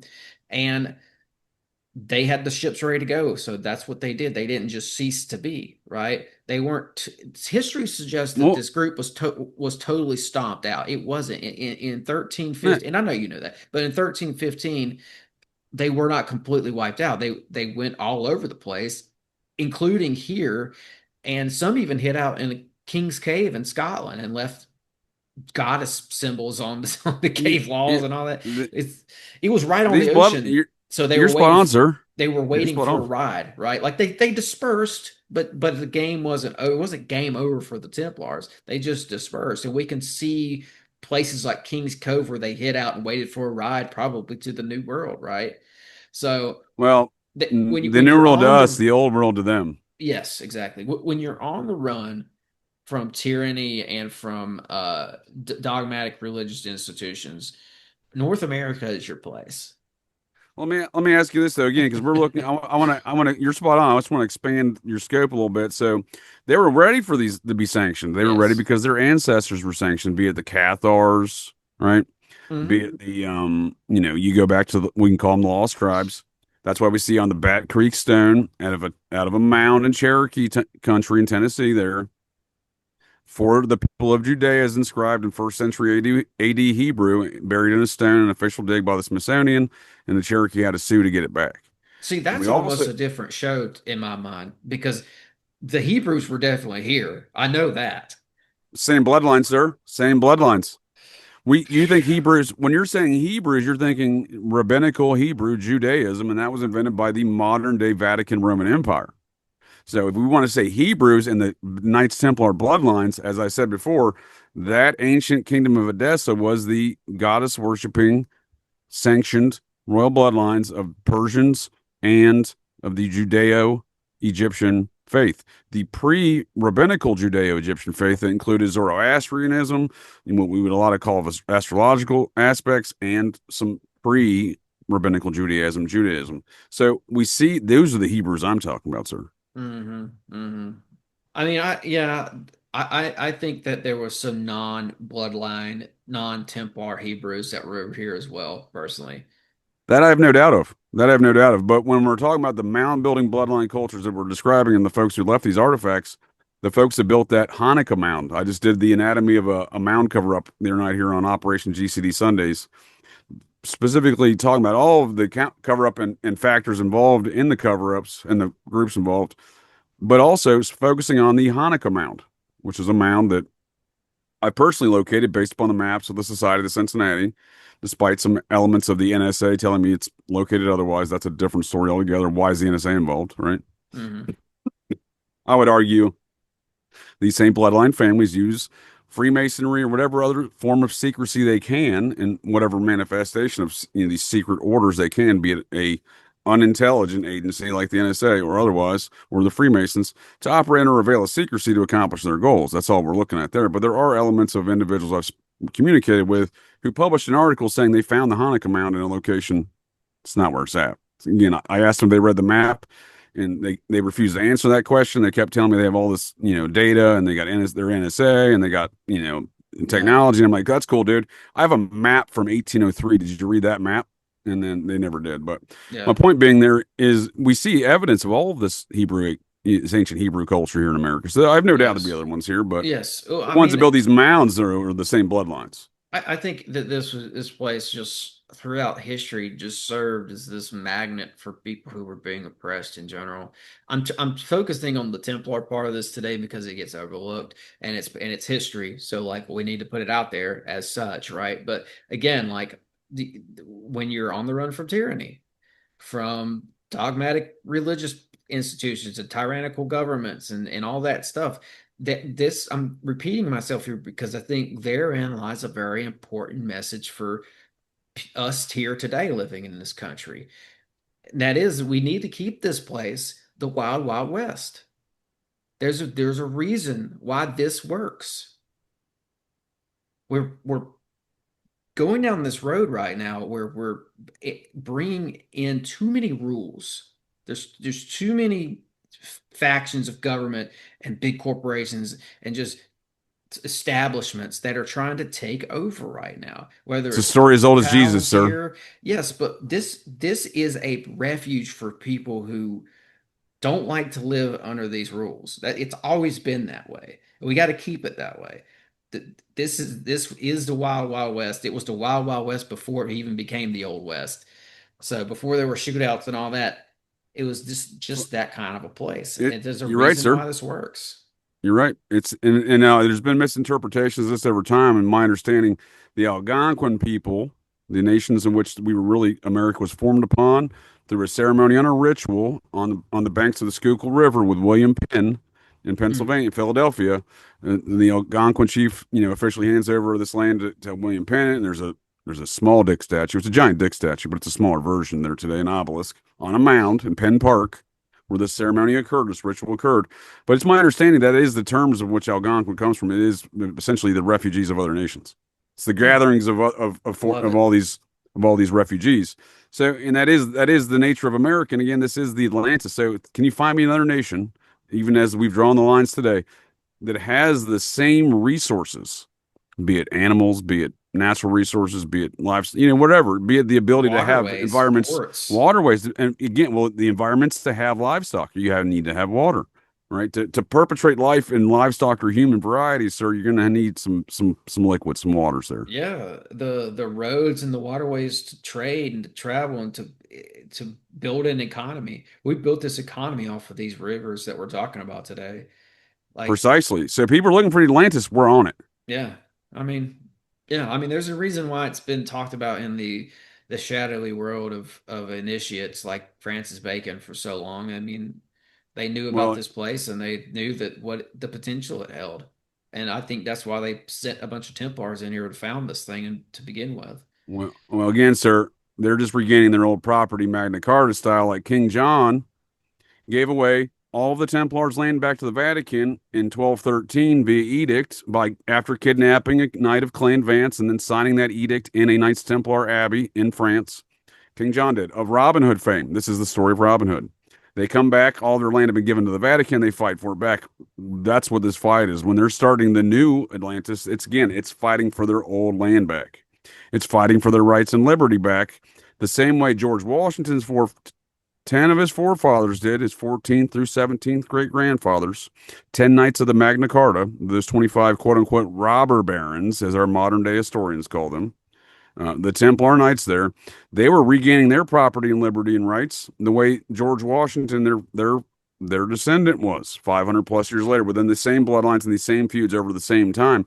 And this is all about the resources and valuable resources they're in that these families have controlled here in the Atlantis, or they want to call them new. It's the same place. We just want to, again, it's the propagandized aspects of this. This stuff's always been with these bloodlines, and there's always been a fight for it. And I want to add something too. In the 1300s, there where history would tell us that these guys were stomped out, I think I forgot to mention this. Some of them went to Portugal, which if you break down that name, it seems like it could mean Port U Grail. I've heard that breakdown. Like some say that Portugal comes from Port of the Grail, like that was the original title. Sure. No, But Portugal, Spain, exactly. They comprise a lot of these places. They mhm. went mobile. Oh, and so it was 1315. It was a Portuguese prince who sort of revived, if you will, the Templars. I mean, like I said, some of them went all over the place, including came here, but also a Portuguese king decided he was going to start up an order there in Portugal. Well, that's the family that Columbus married into, Yes, and sir. that's how he got the maps to come over here in the first place. Precisely. And Columbus, after that marriage, And, Columbus started using the hooked X in his signature. yes, yes, indeed. And I would suggest that I would suggest that the tradition. I think he was the last line, the last of a long line. I'll put it that way. He was the last. Columbus was the last of a long line of Mediterranean seafarers. Well, don't rule out Hernando del Soto, who was born in the city of the Templar and has that same Templar heritage through Spain. So, again, when we're looking at the dispersion of these events after they were put down Well, like the officially, map. I'm talking about the maps though, JJ. Like DeSoto, I think just did what Columbus did, right? He just got his ideas and his routes from yeah, but Columbus, right? DeSoto went Lewis and Clark style, sir, all across the South, and he ventured Oh into yeah. Oh, mounds and I know. giants. Oh, I know, bro. I got the What whole else? thing But right what else here. did he get into? And where did Lewis and Clark get those maps from? He You see what went. I'm saying? Yeah, DeSoto named Appalachia Appalachia. Well, he didn't name it, but it was The people in the That's what region were I'm calling it saying, that. dude. That's what I'm saying. And we see these things getting passed down through these same organizational bloodline aspects of these secret organizations. And we see that here. This is the Abbey of New Clairvaux. So when the Mormons, the offshoot of the Society of Cincinnati, and their folks therein, when they started the state of California from the Spanish, they're the Templar aspects therein. We see the folks like Leland Stanford in these bloodlines.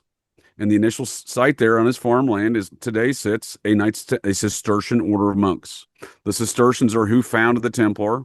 In the Robin Hood tale, that is Friar Tuck. He's a Cistercian beer brewing monk, right? They are the Trappist monastery monks who make beer. This one, and specifically, brews beer with the local Sierra Nevada brewery out of Chico. But this site, just outside of Chico, they moved a 13th century Knights Templar religious house to this site. And it started by doing Leland Stanford started the process a couple hundred years ago. They finished it more recently, and it's now constructed. It's an 800-year-old meeting house of the Cistercian monastery of Santa Maria de Ovila.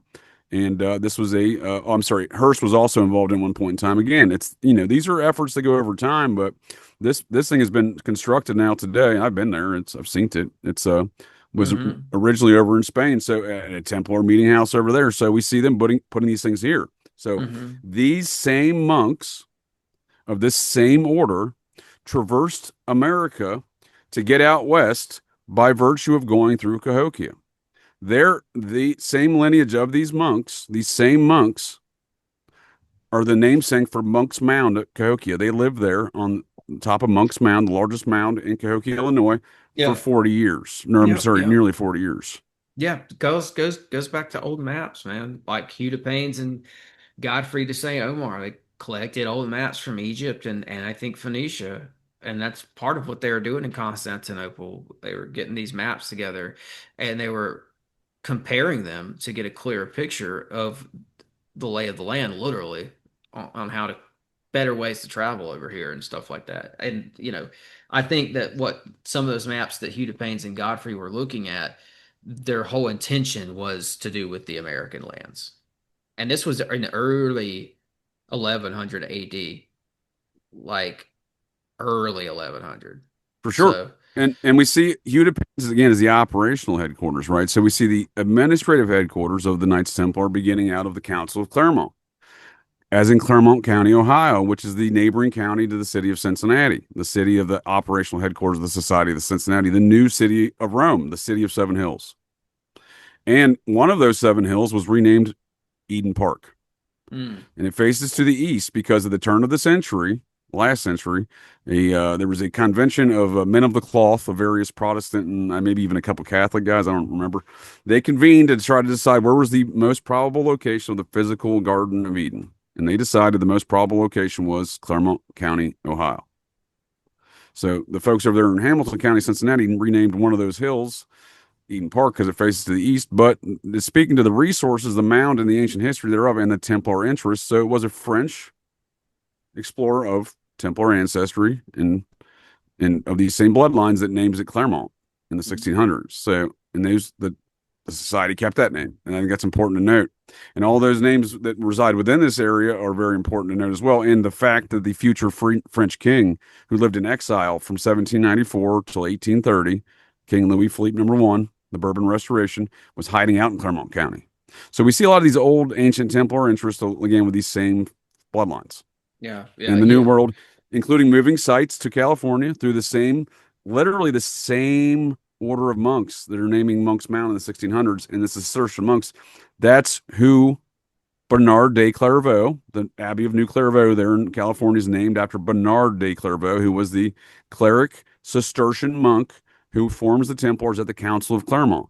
What's right. also important to note there is the treasurer, his treasurer that he would appoint in these matters, right? To start the Templars there was the guy who was in charge of the Notre Dame Cathedral. The They built same the one that cathedrals. They built them. Like, precisely. yeah, And this is, and again, Bernard if you Clairvaux and some of these early Templars got the contracts to build the masonry contracts to build the Gothic cathedrals all across Spain and France, and that's why you see all these alchemical symbols on the walls of all these cathedrals. Was absolutely. because I mean I think that Bernard de Clairvaux was secretly a practicing druid of some sort. Yes, And sir. They all are. he was, yeah, right, exactly. And he was It's the best friends. bloodlines. He was best friends with the Kabbalistic rabbi dude. So that was it was all about they were all about the occultic information and the Yeah, alchemy and everything else. and if Rosicrucians came out all this later, of course. You know, I mean, it's like I think you're spot on. I it's think you're like spot on because this. again, these are just manifestations of the same organizations and bloodlines. Yeah, exactly. Yeah, yeah. You know, it's funny, man. Like I used to play music with this guy, and his last name was Godfrey. And like I was hanging out with him once, and I asked him about it. I'm like, "So where'd your last name come from?" And he was like, "Well, I have way back in my family, we had knights in my family, and he was like, some of them were said to be Knights Templar." And I was like, I thought it was so dumb when he told me. I'm like, there's no way. Like this guy's just like Right. he he's one of Hey, those man, that guys. sounds like National Treasure 3 you're telling me, Tim. Is Yeah. this what are you writing a movie?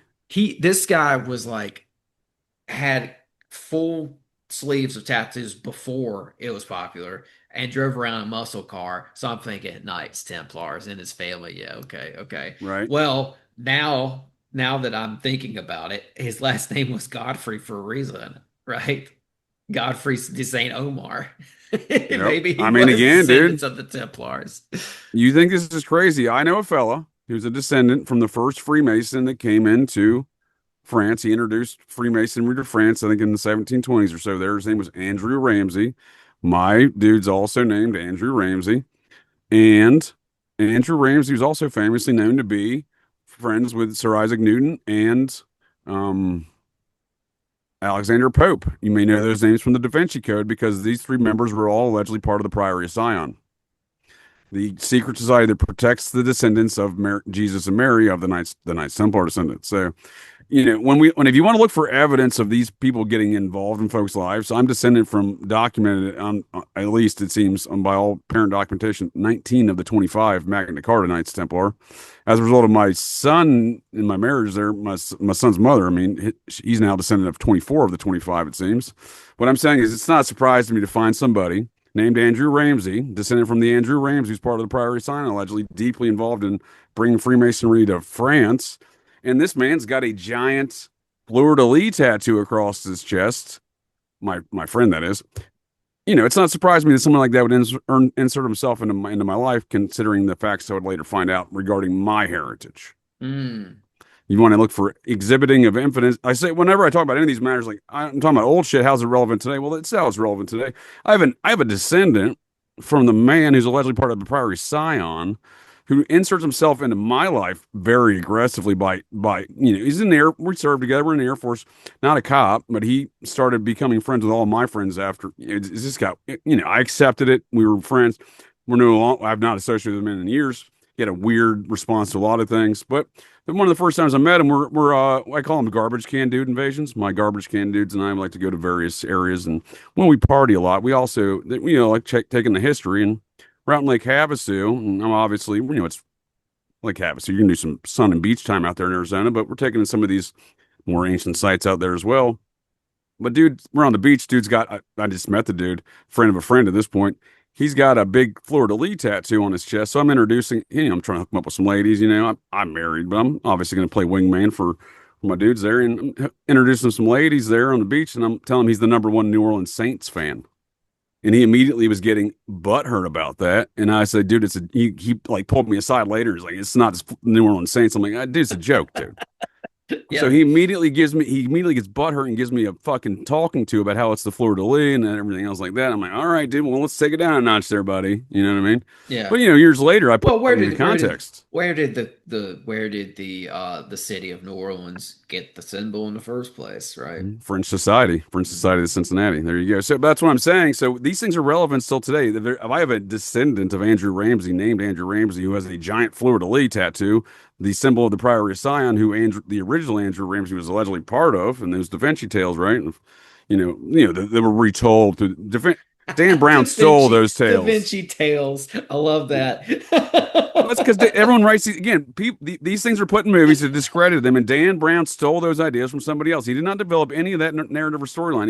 He bastardized it. But Sure. again, these are I think these are real things. I think they are relevant because again, I have evidence in my own life of them being relevant, right? Yeah, So, and yeah. when you pointed that Templar stuff out to me about the Robert E. Lee stuff, man, I've been so far down the Lee Boys rabbit hole these days. It's crazy. And when you brought that up to me, it was like I was like, "Damn, dude, are you in my brain hole, Tim?" Because and ever since then, I've been even more so down that. But we're talking about these ancient treasures and these bloodlines. What's one of the most infamous tales about the Confederate War? The Civil War there with the Confederate Army, The gold, right? the gold, Yeah. right? And look at the two main figures: Robert E. Lee, Society of Cincinnati, his father founding the Lees, one of the signatories of the U.S. Constitution, his grandfather. We also have Jefferson Davis, his father, original member of the Society of Cincinnati. So we're looking at the same bloodlines. We're looking at a division within the Society of Cincinnati, which created the Civil War. The South Carolina chapter quit in April of 1860. It's by no Hmm. coincidence that the war starts in April of 1861 in Charleston, South Carolina. So we Old see Star all these things Fort. matter. An ancient star fort, There nonetheless. you go. Well, Charleston because is. they're taking up shop in their ancestors, right? And same Right. as like Fort Ticonderoga. Yeah. Well, that's what I was going to ask you about next. Actually, Fort Ticonderoga, Love that because place. I got some interesting thoughts on that place. well, let's shift to that region of the country because this I was on a live with you. I was on your show, and I was we probably start there. we start talking about that St. Lawrence River and how these guys were coming down the St. Lawrence River, and they were coming down and branching off on the was it the Richelieu River? There's a river off the St. Lawrence that comes down into New York State. I think it's called the Yeah, Richelieu. I don't remember the name of it. I'm looking it up right now, sir. Well, That sounds right though. that's the river that used to connect to the Hudson River, I think. Right. And but Yeah. anyway, that's so there's an Scott Welter has this old document. They're called the Cremona document. Because it comes out of Cremona, Italy, it describes a place off the Richelieu River called the Temple of the Goddess. Right? There was an old ancient temple over here up in the Catskills. Um, some of those documents say to You are go to, correct, sir. Richelieu River. You are correct, sir. yes. Some of those Also known as documents, the Chambly River, though, when it was the British. okay, Chambly. All right. Well, the fort, The whole French and British thing at Quebec. yeah. So some of those documents also say to go to Fort Hunter on the Mohawk River. And it's in this New York area, right? The Mohawk River. I looked that up and it's still there. Fort Hunter is still there, and it's at the confluence of two rivers. So I guarantee you that's another one of the places they were using. Because, Yeah, and I dude. want to tie this in with something you said about that Confederate I'm treasure. tracking, sir. I'm following along here. I'm looking at some pictures and typing things in as you go. I think that these treasures they have what they called vaults. They had several vaults. They still apparently do. Templars have these vaults where they have stuff stored, whether it's treasure or scrolls and ancient knowledge and all the above. And Oak Island seems to have been one of those places, and it may have been there as a future treasury for the beginning of the country. But what I'm saying is, regardless of what it was and what it was intended to be, it seems like when Benjamin Franklin went in there and got some of that money, um, and these other guys did after him, it seems like they moved that stuff around. They didn't just take it all and spend it. I think part of the practice is like you use a location like that for as long as you can use it, and then you move the treasure, take what you need for your purposes, and then create a new area to hide stuff. And I'm thinking that maybe, just maybe, that this is what this area of upstate New York became one of these areas where they were hiding things. Because it's right that the Fort Hunter is right up the river from a place called New Amsterdam or called Amsterdam. And the Templars were using New Amsterdam as a title for their ciphers, as a keyword in their ciphers. Yes, So sir. and it's like, could it be that they founded New Amsterdam in the first place, right? New Amsterdam was New York City before it was called New York City. So, Well, let's look who did that. The Van Schulers, the Van Cortlands, right? The Society of the Cincinnati Families of the New York chapter, right? yeah. The So, Livingstons. mhm. It's the Scottish ones that went through with it, that joined up with the Dutch. So we see before these times the same families teaming up with these same national borders that are described, but they're the same bloodlines. The Livingstons, the Van Cortlands, the Van Schulers, so on and so forth, the Van Rensselaers, mine, the Vanderpools. I'm a Vanderpool. They're linked in with the Vances. That's part of one of my four Abner Vances is his granddaughter married a Vanderpool, and that's where I come through that one. Anyhow, my point being here is we see not only the Scots Irish, the Vances and the Vanderpools, we see the Vanderpools, the Livingstons, the Van Schulers, the Van Rensselaers, and so on and so forth of the New Amsterdam founding families teaming up with the Livingstons, who were a Scottish family beforehand. So, and they're one of the other New York chapter families, the Livingstons. And the Sinclairs helping to establish these They vaults over here in the and first they were the place. Pennsylvania. They came through they're predominantly through the Pennsylvania chapter, like General Mhm. Arthur St. Clair.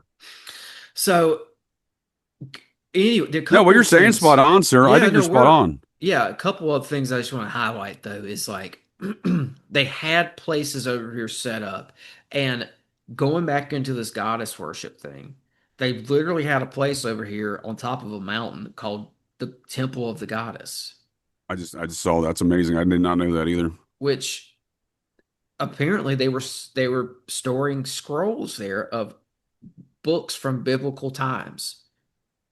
Um, and I'm very interested in this part of the story, which they're saying that they have this book called the Book of the Wars of the Lord, and that it's a book that's mentioned in the Bible. It's mentioned in Numbers.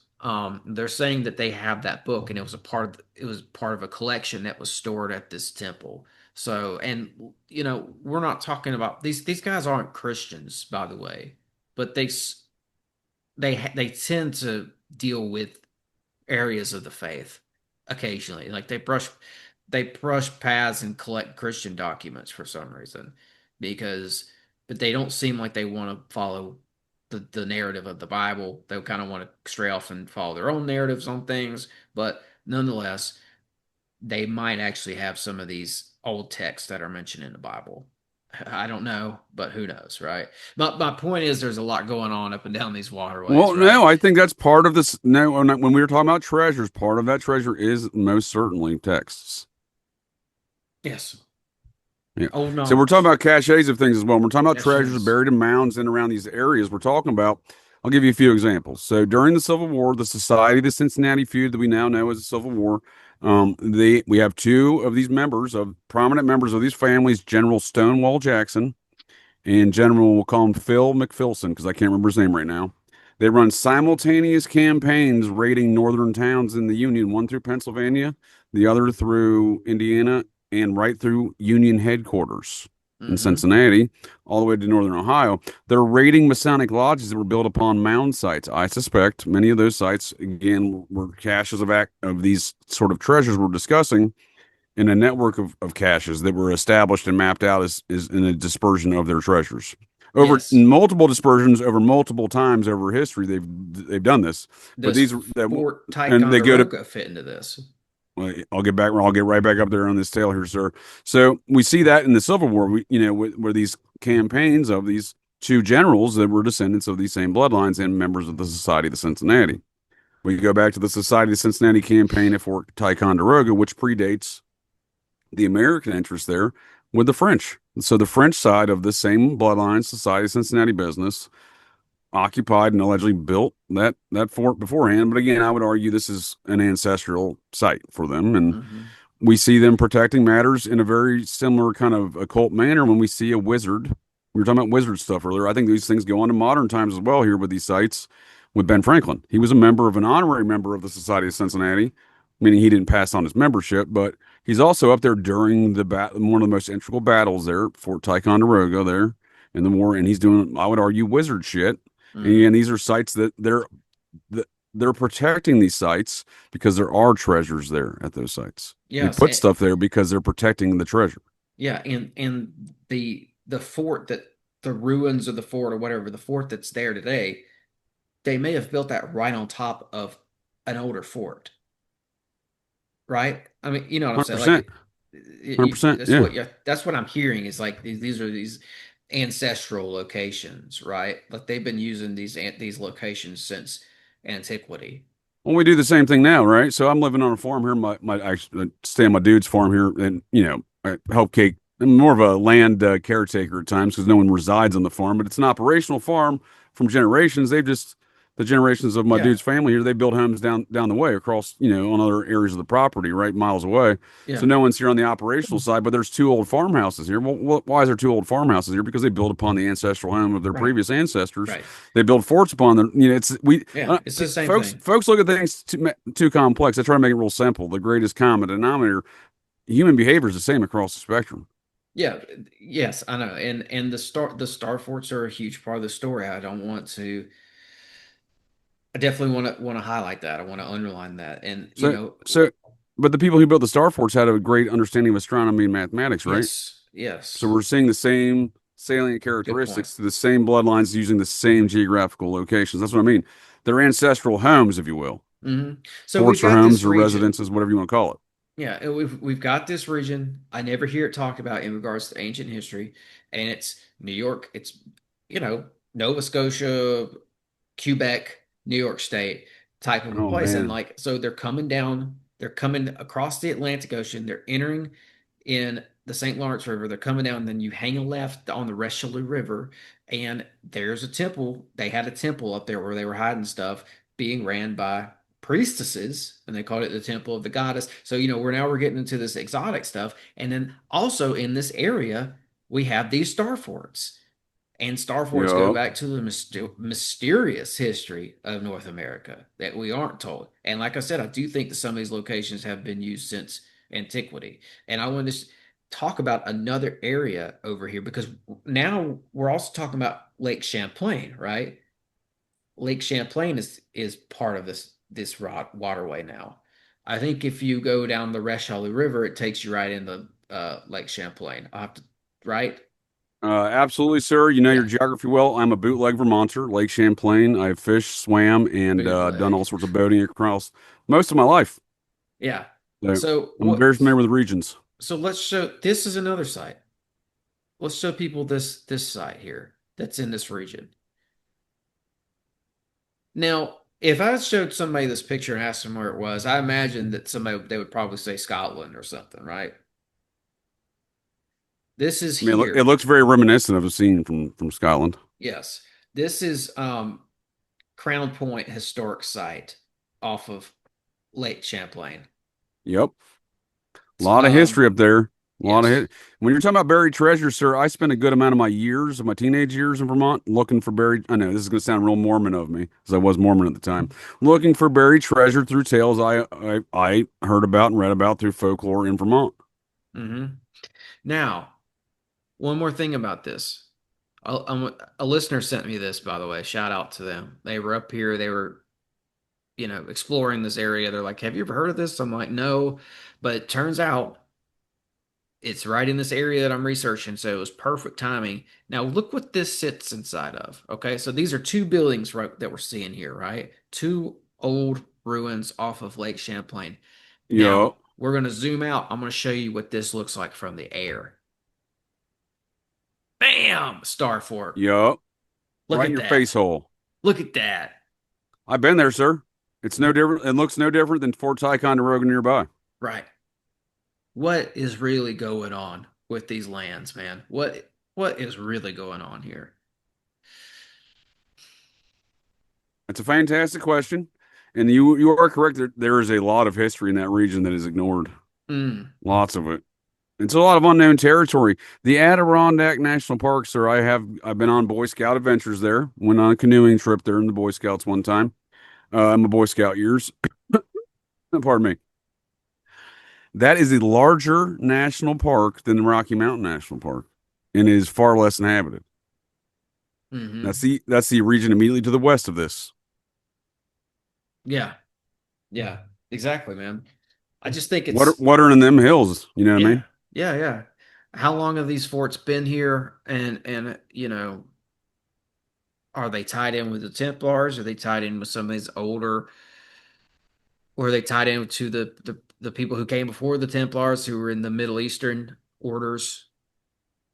All that stuff, man. I mean, these star forts, every one of them I've looked into goes back way before the date that they tell us. Like I've told you about Fort Pitt in Pittsburgh. They say that it was built in the 1700s, and I don't have the details fresh in my mind, but I looked into it. There are three other forts before Fort Pitt that I could find documented that, and some of them predate what Wikipedia says is the founding date and the building date, built by date. Like it just these things just go back. There's no origin story for Fort Pitt at the tip of Pittsburgh. Say what? Really? Yeah, it just goes back older and older and older to older times. I mean, Nobody I'm knows not how too old it is. surprised because again, we're talking about another place that was maintained by what would become the French side of the French chapter, right? Those bloodlines, and they're the ones who maintain this Fort Pitt and nearby Fort Le Boeuf, Mm-hmm. and they're both So Star Fort style, right? yeah, it's a star fort. Fort Pitt is 100% a star fort. And like I got this book here. It's well, you can't. It's too dark to see, but it's Atlantis, Empire of the Gods in North America. It's an interesting book. It's not as woo woo as it sounds. And M- it's Henriette Mertz who wrote this. She's passed, but she in this book she alludes to these inscribed stones that were found in Maine and Quebec that show that the people from Carthage were here. Carthaginians, however you say that. I can't even remember how to pronounce that. Carthaginians? The yeah, the Carthenians, The Carthaginians? Carth, I think Car. that's it. I think it's a silent C. It's the Arthenians. But anyway, so I'm stunned. I'm trying to look into that too because it's like, wow, there was another group that was over here that she seemed to know about, and some, Dude, there's Asian folks. There's evidence of Asian stuff over here too. yeah. But it's Quebec is kind of tied in with this whole area of that we're looking at. So, You oh are yeah, correct, sir, okay. and that's my next point. So we're Oh, talking about the waterways of the area. We're talking about entrances into America. It's not just Lake Champlain. From Quebec's there is. Let me share this with you here real quick. mm-hmm, mm-hmm, Because again, this is an area I know this region real well. But before I do that, let me share this with you real quick though.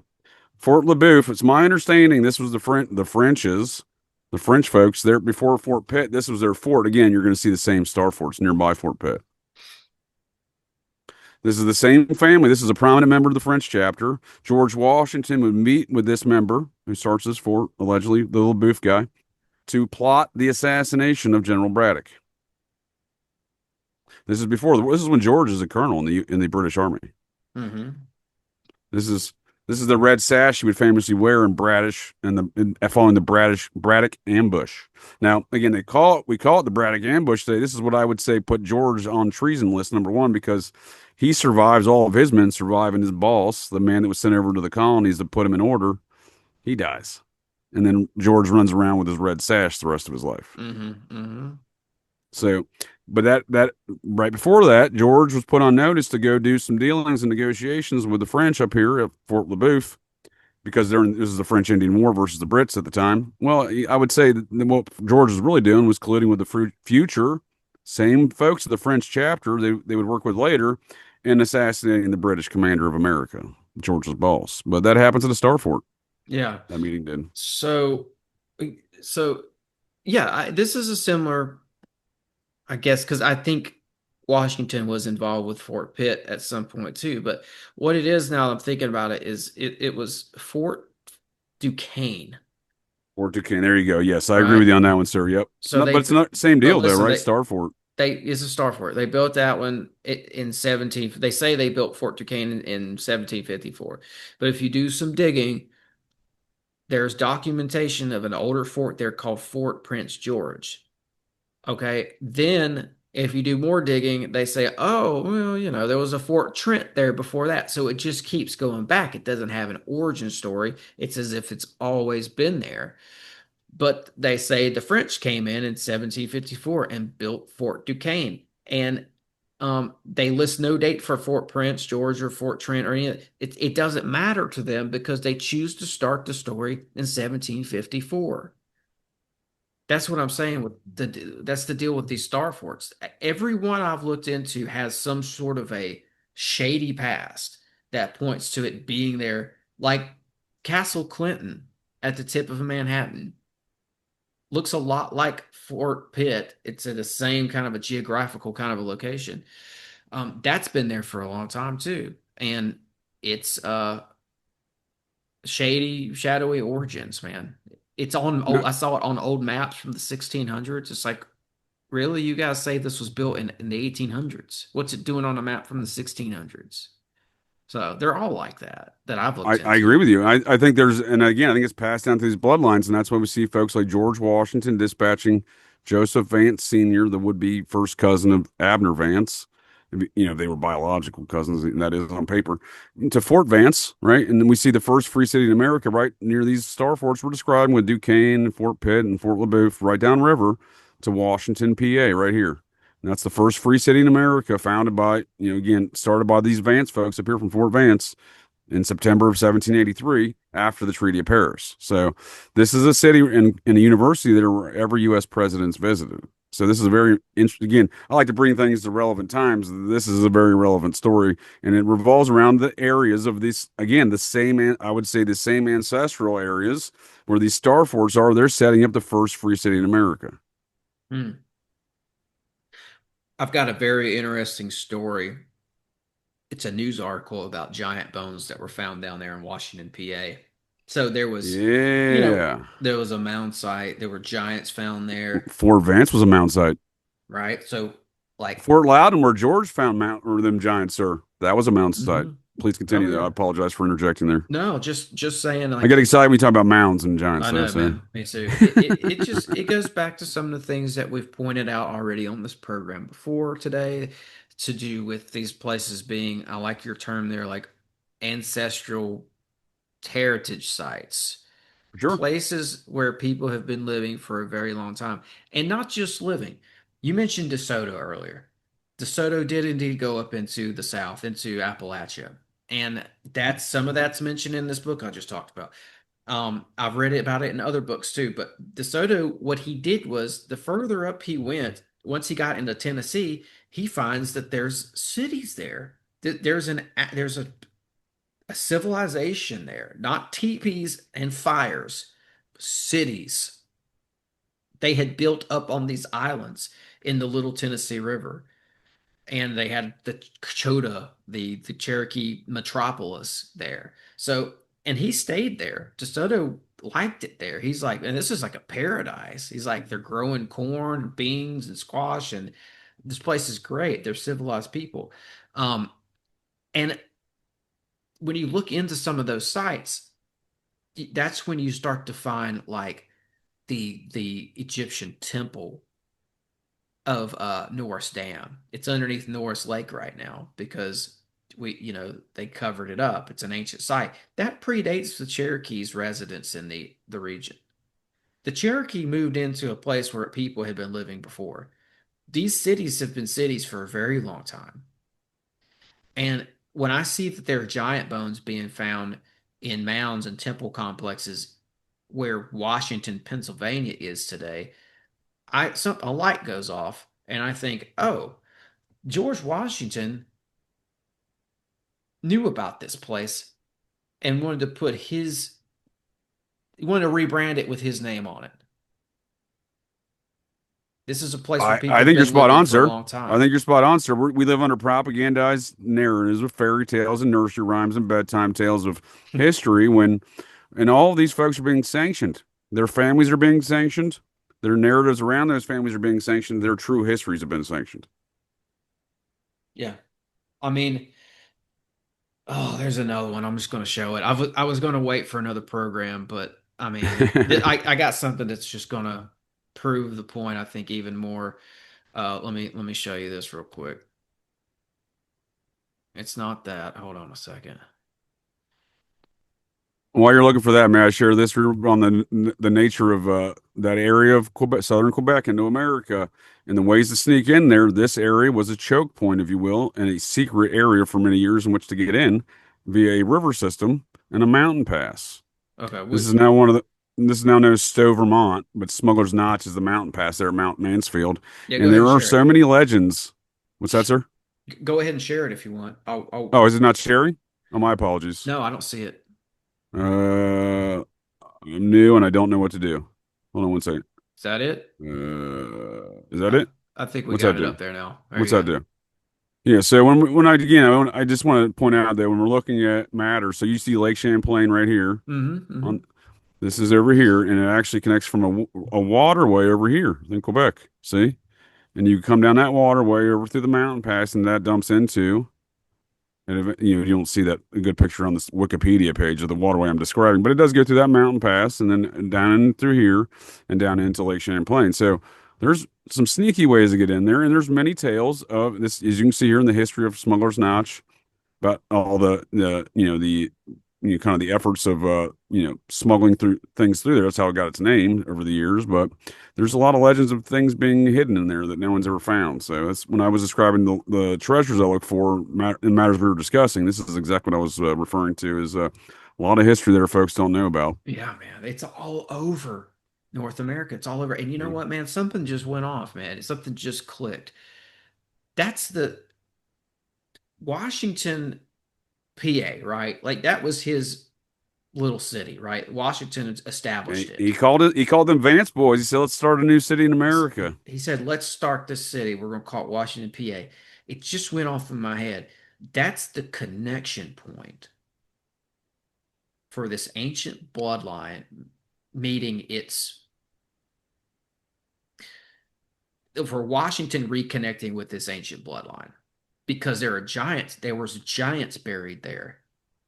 There were giants living there. It was an ancient civilization and Washington reconnected with it. Is that this bloodline reconnecting with itself essentially? Yes, sir. Yes, sir. And I'll give you one further nearby in the caves and cliff dwellings nearby, Washington, PA, are 15,000-year-old inscriptions and cave drawings.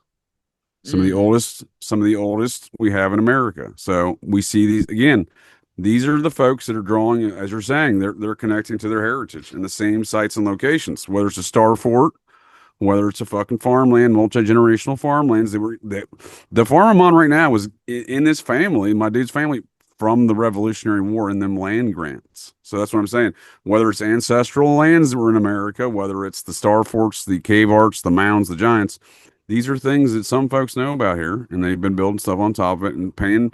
I call it paying tribute. You got to pay tribute. This is their versions of paying tribute and homage and some sort of honor to these things. But It's like the looking at through Clan Temecula tribe. Vance, go ahead, sir. It's like that Temecula tribe down in Georgia, right? Where there were giants in called the Temecula's down in Georgia on Jekyll Island, and they had a temple there, and they had an altar there, and this is known, it was documented, and Rockefeller went in there and built a house right on top of the temple, and that's where they had the meeting to establish the Federal Reserve. I was going to mention that earlier. I'm glad you brought that back. Yes, sir. And we see a lot of other elements of that anti-liberty faction of the Society of Cincinnati erupting out of that event and the parties involved. But they But they did, connected. They yeah, connected with the older bloodline. they did, and yeah, they did on the Rockefeller's cottage there on Jekyll Island on a mound. And even you look at Yeah.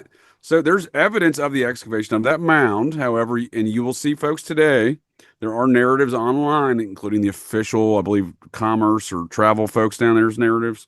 That's not a real mound. There's no evidence of it. It's just, Mm. a bunch of seashells. And again, there's back in the 30s and 20s, there's numerous excavations of those sites before I don't know, I guess it would have been 1890s, 1910s. It was before the Federal Reserve creation there, before the Hmm. Rockefellers bought that property. Yeah. Yeah. You've got these cultures that, I mean, I don't know. My point being there is you can see both sides of the same coin, and the factions within these groups that are using the sites. So you see the anti-liberty faction of the Society of There Cincinnati you that go. connects up to that Tammany Hall group, versus also you have the Tammany Hall group that Aaron Burr founded. Hmm. That Aaron Burr founded, who murdered Alexander Hamilton in the first public dispute of the Society of Cincinnati, murdering the Society of Cincinnati President General. This is 5 years after, 4.5, well, almost 5 years to the date, to be quite honest with you, after George Washington was poisoned, the first President General of the Society on July 4th, 1799.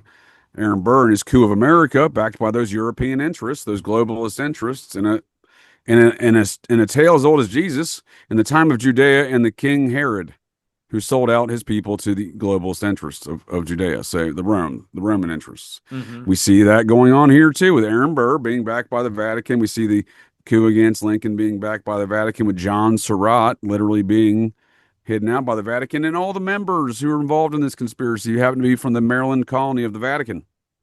Hmm. So that should be of note. Again, it's the same pattern of behavior over time within these same groups and the liberty and anti-liberty factions that dispute these things. But these are all mound-related issues of their ancestral ritual and resident sites here. Yeah, man. Yeah.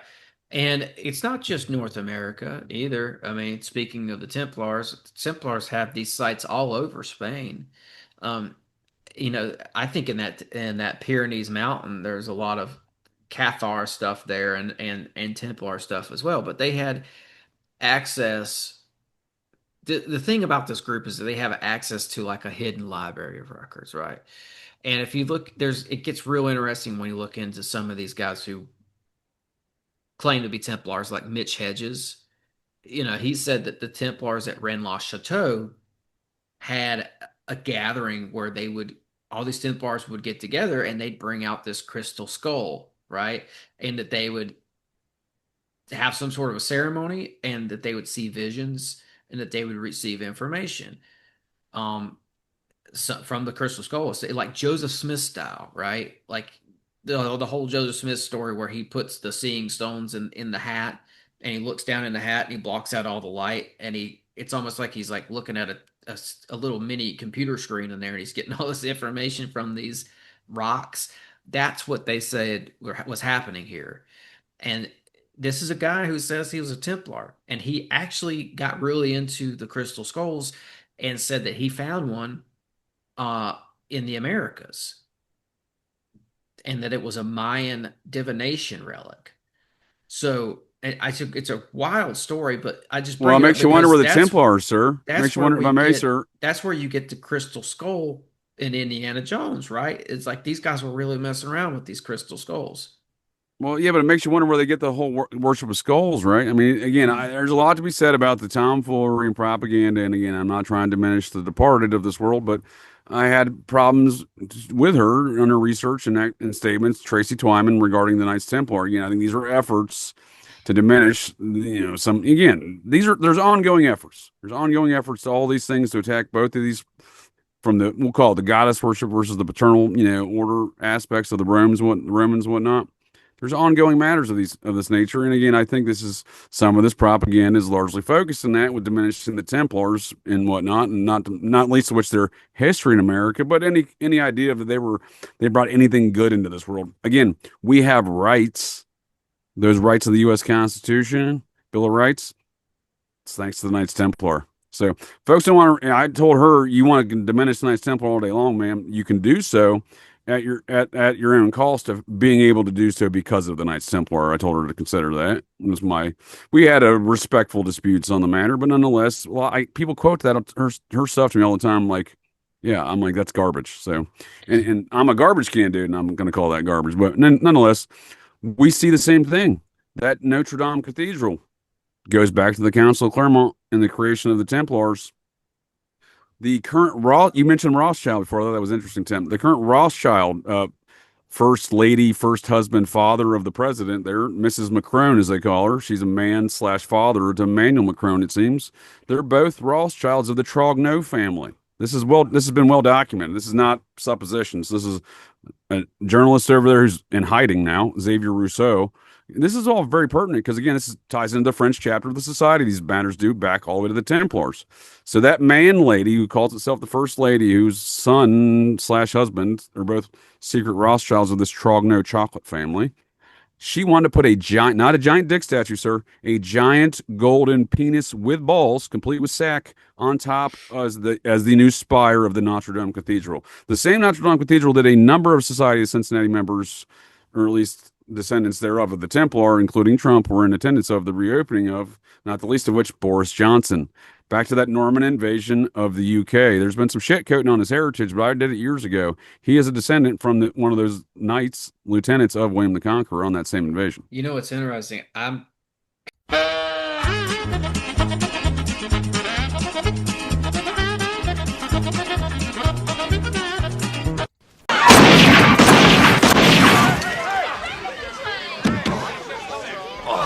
All right! Knock this shit off! I have been having a very bad day. Just got out of jail this morning. Already I have been shot at. I was on the bus that flipped over 17 times. A bitch tried to stab me in the bathroom. And somebody blew up my Porsche. I am in a bad goddamn mood.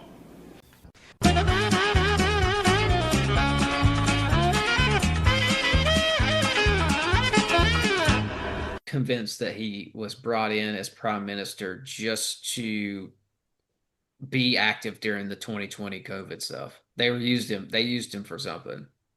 To tank the British Empire, the same thing I think Meghan Markle's been done a great job of. There's a lot of Americans that are tanking shit in that British Empire these days, and I like it. But nonetheless, we see also Donald Trump during the time of Boris Johnson PM.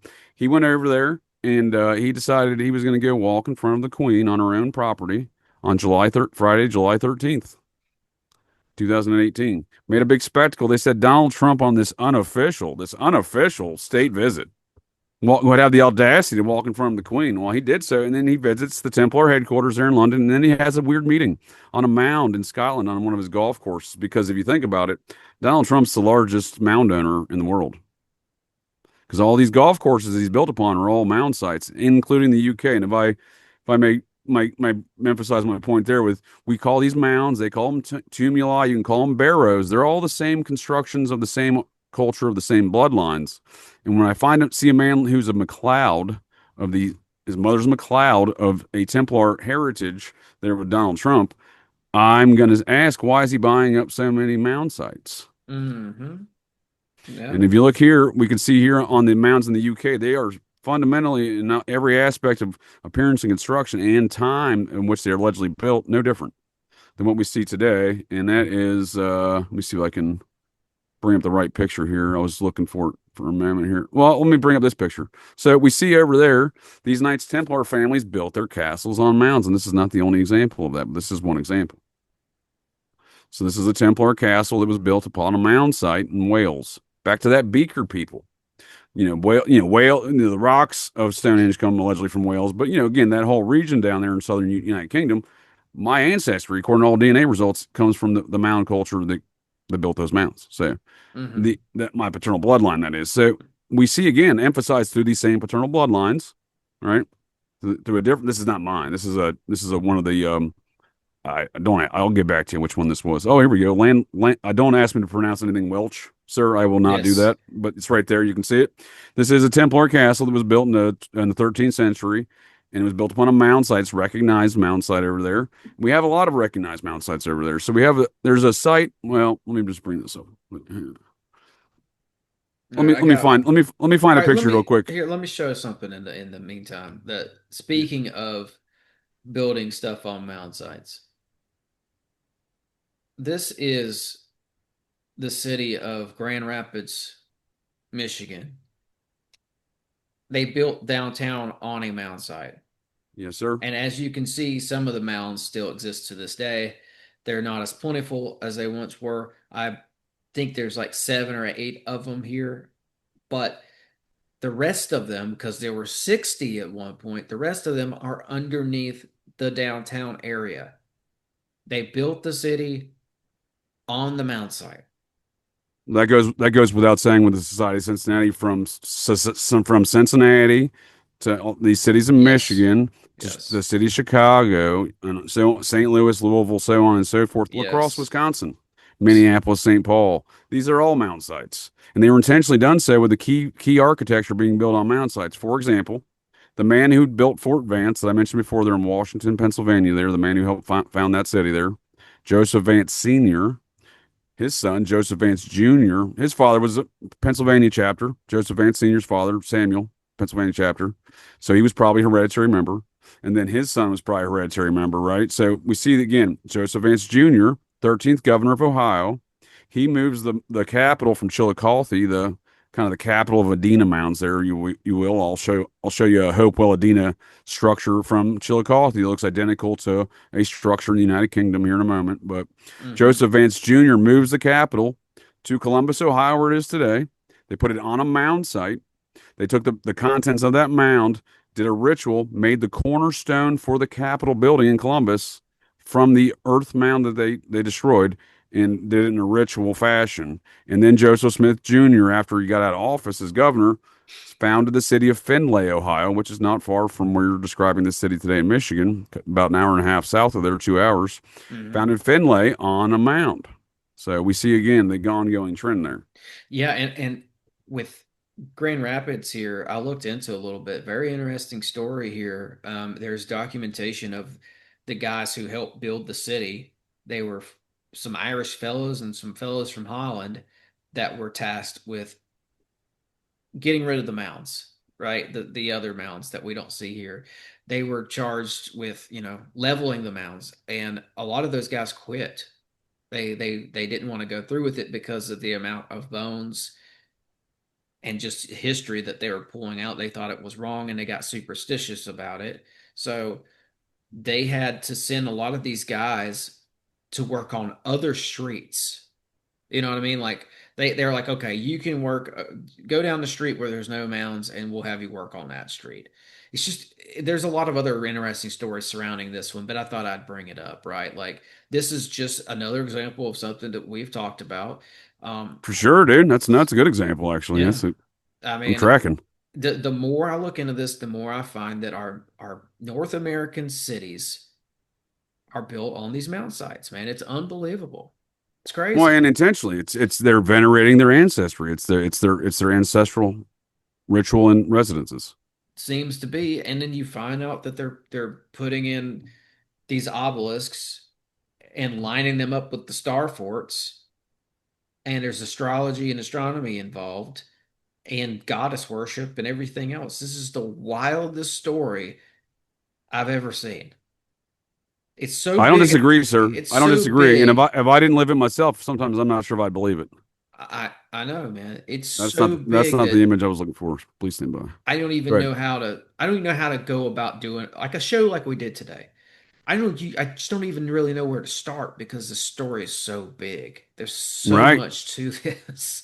Yeah. I've been on this journey for 9+ years, sir, and I can't agree with you more. It's hard to wrap my own brain hole around to describe to others what I'm experiencing and seeing. And I definitely knew today, like, let's try to focus on the Templars some because of their part of the story, right? Because this is where it gets very interesting. Like the Templars say that they knew about this land, the New World, from multiple sources.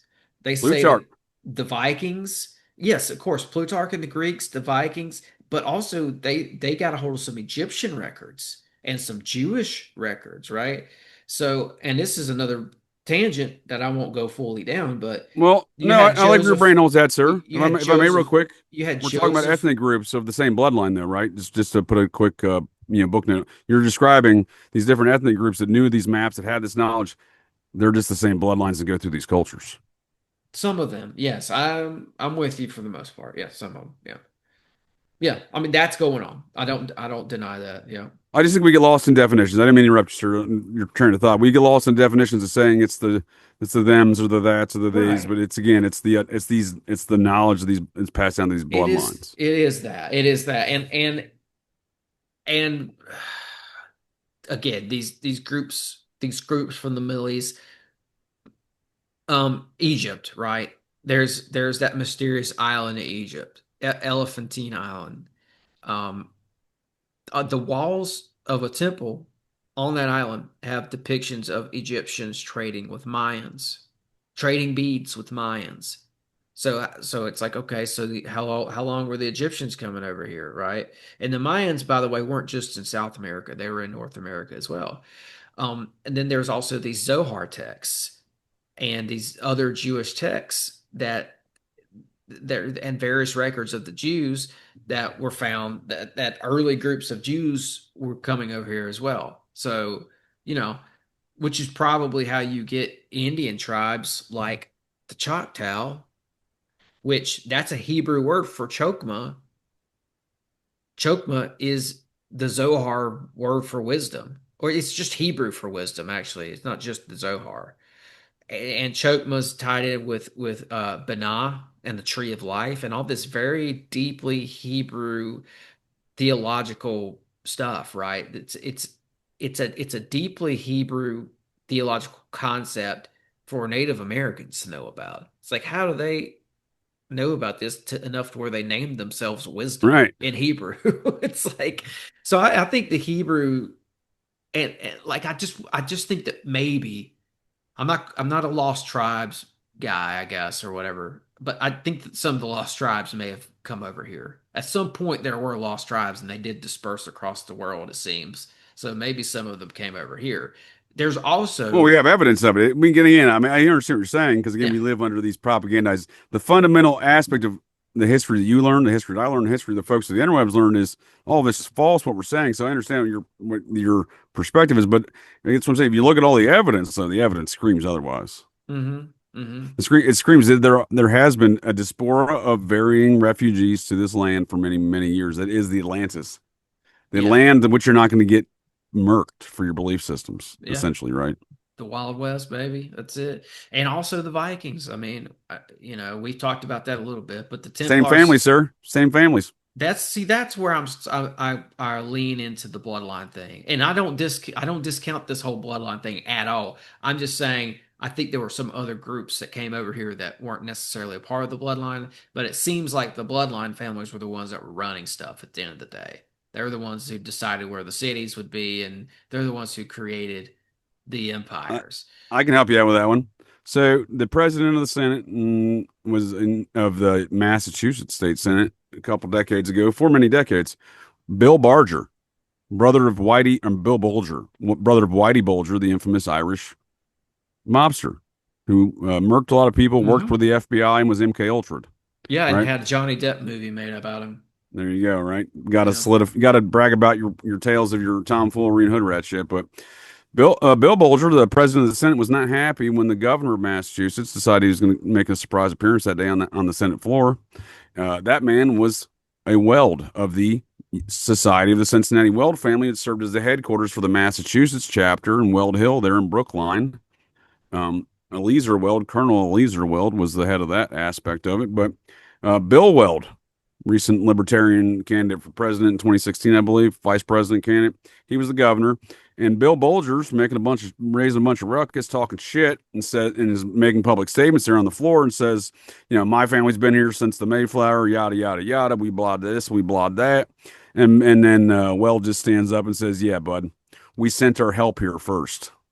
So that's Mm. exactly what you're describing. Yeah, There yeah. are elements of the bloodlines, but then there's they got the help. Yeah, yeah. Did you have this up on the screen for a reason? Yeah, so that Okay. Chillicothe, when we're talking we're talking again, folks get lost in semantics, the definitions of ethnic groups, cultures, or whatever. But again, these bloodlines manifest through various cultures. So, Yeah, well, indeed. I look at patterns of behavior and the architecture therein, and we look at this thing. They call them the Six Hills, or a collection of Roman barrows. Some folks call them barrows or tumuli. And you were talking about the Vikings. So the Vikings built barrows and burial mounds dating back to the Viking eras before they became Normans. They're in Normandy when they became Christianized in the 11th century.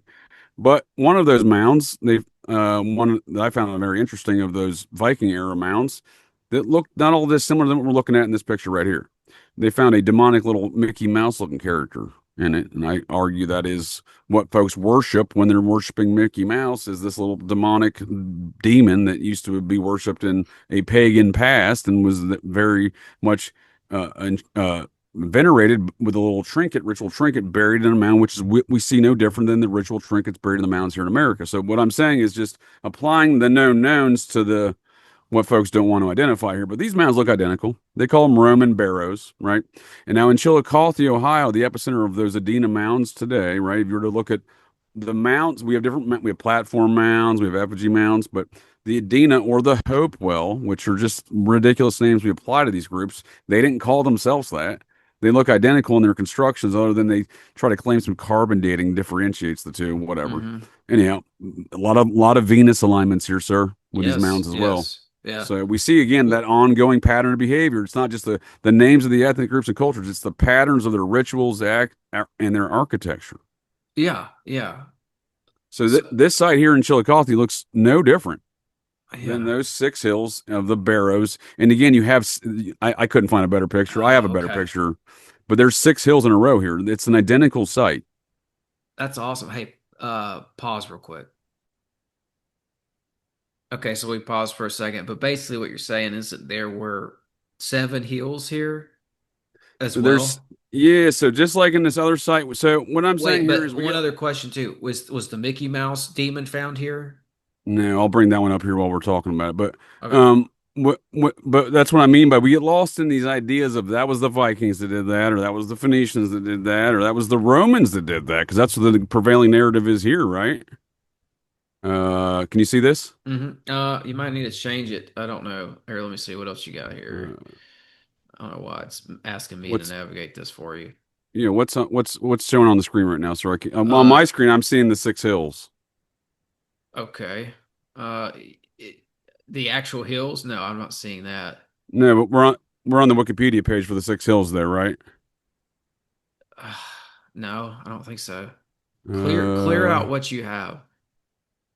Oh wait. Oh, I apologize, sir. I'm new. I don't know what to do. I usually use StreamYard. Yeah, I I was looking know. at the wrong page. Yeah. Oh, here you go. Now You're we're good. looking at Six Hills. Yes, yes, yes. The page we're looking at before that was my point of saying that when we're looking at all these cultures again, the other one was saying, let me just do that real quick. This is saying that we're looking at a culture around Stonehenge, right? The Beaker people. This is my paternal DNA heritage allegedly goes to these people. Curious questions. What is a barrow? Again, we call them different things. That's a mound. It's the same difference. The burial mounds that predate Stonehenge by 7 centuries. So we're talking about all these cultures going over time. Why is it I look through all of my history and all I find is mounds through all these cultures, be it the Society, the Templars, the Normans, the Vikings, the Beaker peoples, or if you want to go over to this one, where today in the United Kingdom we misidentified as the Roman mounds, right? The Roman barrows. And these six hills are identical to six hills that sit in Chillicothe, Ohio, at a site called the Hopewell National Monument. So we get lost in these ideas of Hopewell, Rome, Beaker, Phoenicians, Vikings. It's the same bloodlines manifesting over time through different cultures in different time periods, doing the same activities. So if you look at the salient characteristics of their activities, the bloodlines they're in, you see the same things. We Hmm. just call them different things today. No, I So, hear you, man. I hear you. I mean, so that's that's part of the. That's literally what we're looking at here, though, right? Is those six hills? Yeah, I can't find a good picture. I've been to the site plenty of times. I'm slacking for not having my pictures right there. But you see three of these hills right here in the line of six hills, no different than that site there. Mm, We see three mounds in Washington Park, Cincinnati, Ohio, in a map drawn by Daniel Drake in 1838. Um, those mounds, by all appearances, line up with Orion's belt, no different mm, than the pyramids of Giza. That mm, that park, named after George Washington, is a site of they buried about 50 unknown soldiers from the Revolutionary War there. No different than Washington Square Park in Manhattan, where he was the general and presided over the army of, and initial capital for U.S. president in New York City. They built another site there with the Washington Archway there in Washington Square Park, where there's another burial ground of unknown soldiers at another mountain site. So we see again these things repeating in an ancestral homage kind of paying tribute fashion. you said Archway too. I'm thinking about St. Louis, downtown St. Louis. They've got right there on the river. They've got that park and it's got that massive archway. That whole area was cleared out. Oh, it was mounds, and they cleared it. The Yep. whole area was mounds, St. Louis. And why'd they put that gigantic archway there? What's that symbolize? I don't know, dude, but it is interesting. Again, it's Oh, repeating I could tell patterns, you though. what this is, bro. This is the Ishtar Gate. Well, I was gonna say it seems very ancient, doesn't it? Yeah, it goes back to Nebuchadnezzar. That archway goes back to in my mind, Nebuchadnezzar's Ishtar Gate. Oh, wait, sir, are you telling me this is goddess worship? Oh, I would imagine so. Yes, no, I think so, bro. I definitely think so. I mean, again, that's you're making my point, though. That's exactly what I'm talking about, right there. We're looking at the same bloodlines, the same patterns of behavior, the same fundamental aspects of that are in with the goddess worship. Again, we can see these things over time. We can see them being, described in improper fashions, oftentimes intentionally today. But when a discovery of Knights Templar fashions is found in the Robert E. Lee name down there, like you'd point out earlier, I mean, that's again another great example of some of the stuff we don't know about yet. Yes. Oh, I just thought about something. I'm going to be doing some more digging on this, but I had a listener tell me about Alum Creek Reservoir in Ohio. Columbus, Ohio, yes, sir. It was a mound site with 7 mounds, right? Yes, sir. And they I've been flooded there. it. I know. Yes, sir. I know exactly what you're talking about. It was flooded in the 70s by the Army Corps of Engineers. And it's Alum Creek, right? ALUM, Alum Creek Reservoir. You froze up. Does that sound right? ALUM, yes, sir. Yeah. Okay. So you've been to the site. Wow. What about, let me ask you this, JJ. What about Hoover Reservoir in Ohio? Do you know anything about that one? Not off the top of my brain hole. Okay. It's near this Alum Creek Reservoir from what I can tell. And it seems like they did what they normally do, and they brought in a dam. Well, they brought in the Army Corps of Engineers who built the dam, and then they flooded Typical. ancient sites. Typical, right? So, but I was thinking about it because of those mounds, right? There were 7 mounds there. So, seems to be.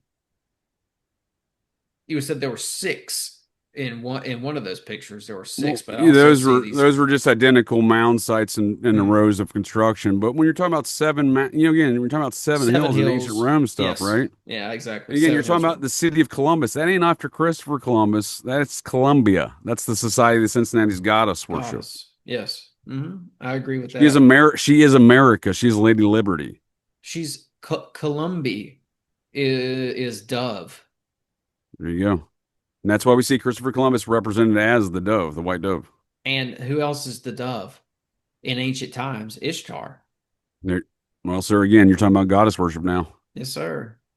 It would So appear so. are you familiar with this site about 45 minutes Are you south of what you have on screen right now is the demonic Mickey Mouse. Is that Yeah, let's talk about that first. I'll look up a site just 45 minutes south of Alum Creek that has some very interesting characteristics as we're describing here. let's do that then. What's the name? Are You see this Mickey Mouse creature there, right? This was a Viking mound or barrow. It was Yes. in Denmark from the 10th century, so 900s. This was a little figure they found, and they're rich. So as we see here in America, they build all these ritual trinkets, right? So, it seemed like this was some sort of a pagan guy, demon creature there, and Was this looks suspiciously like Mickey Mouse, sir. was this maybe a wand? Was it long enough to be a wand? It Or could have been. It yeah. could have been. In fact, yeah. It seems like it could have been the Interesting. tip of a wand. Yeah, Mhm. for sure, right? For sure.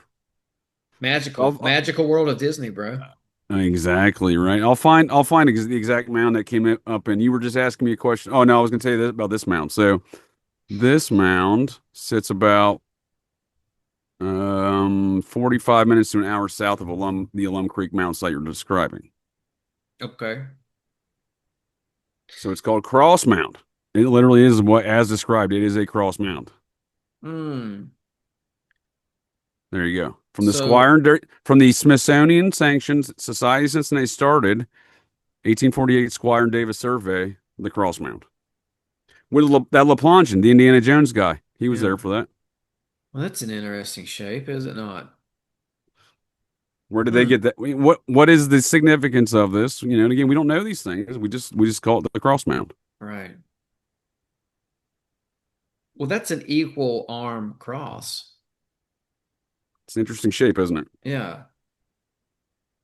Well, and I'm not trying to make everything Knights Templar, Well, I am. So go ahead, please. but the the equal arm cross is very Well, much a Templar thing.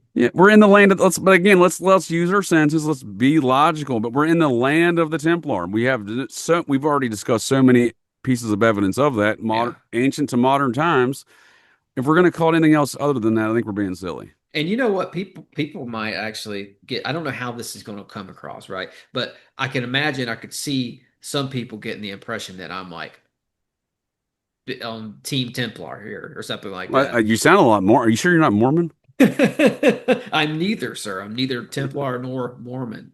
So I'm just interested in history. That's what's on my table. That's what's on my dinner table. Just whatever history is, whatever the true history is, that's what we're going to dine on tonight, right? And I'll tell you something about this quartered cross, this equal arm cross. If you look at the points of the cross, of course, this one's a little rounded, but you got 1, 2, 3, 4, 5, 6, 7, 8 points. And I think that there's some connections possibly with the quartered cross and the 8 points, the 8 pointed Templar cross, and the 8 pointed Star of Ishtar. I think so. Yeah. I mean, I don't know. I don't know enough about these things, but when you see the repeating patterns of behavior like that, it seems to mean something. Hmm. Uh, I'm not saying that the Templar cross is always used as a symbol for Ishtar. I'm just saying that the points line up. There are 8 points, and I do find that interesting. I find it compelling enough to mention. So yeah, and a lot of this I stuff coming Go ahead, from, sir. well, it's just going to say a lot of this stuff, coming down from Manly P. Hall, uh, is interesting to me as well. He, of course, he later in life he did become a Mason, but he was also initiated as a Templar. Manly P. Hall was. That's right. Hmm. And Rosicrucian stuff too, right? Hmm. And he's one of these guys who, every so often you see this figure emerge from the mystery schools who seems to come out of the woodwork and put a lot of information out. And it seems as if they're allowed to do so because in the minds of the orders themselves, they're pushing the culture forward. So you see these information dumps, right? Through guys like Manly P. all throughout history. I'm sure there's another way. I'm sure somebody has a different opinion on that, Well, but no, I think Manly P. Hall's a great figure. He's this huge Masonic scholar that I found most Masons don't read his work today. And he's also this Rosicrucian guy who dabbles with Sirhan kind of activities there. And, there's been allegations from folks like Ed Sanders that he may have, in fact, been Manly P. Hall, the Grand Chingon of the old Four Pie fame of, death cult, Manson family style stuff, process. mm, So he's an interesting character of a cult figure for sure. mm-hmm, mm-hmm. But you see what I'm saying, right? Like I think that some of these orders will put out information from time to time. I think they put out information. I think folks like Manny Flea Hall infiltrate many orders to put out disinformation. Interesting.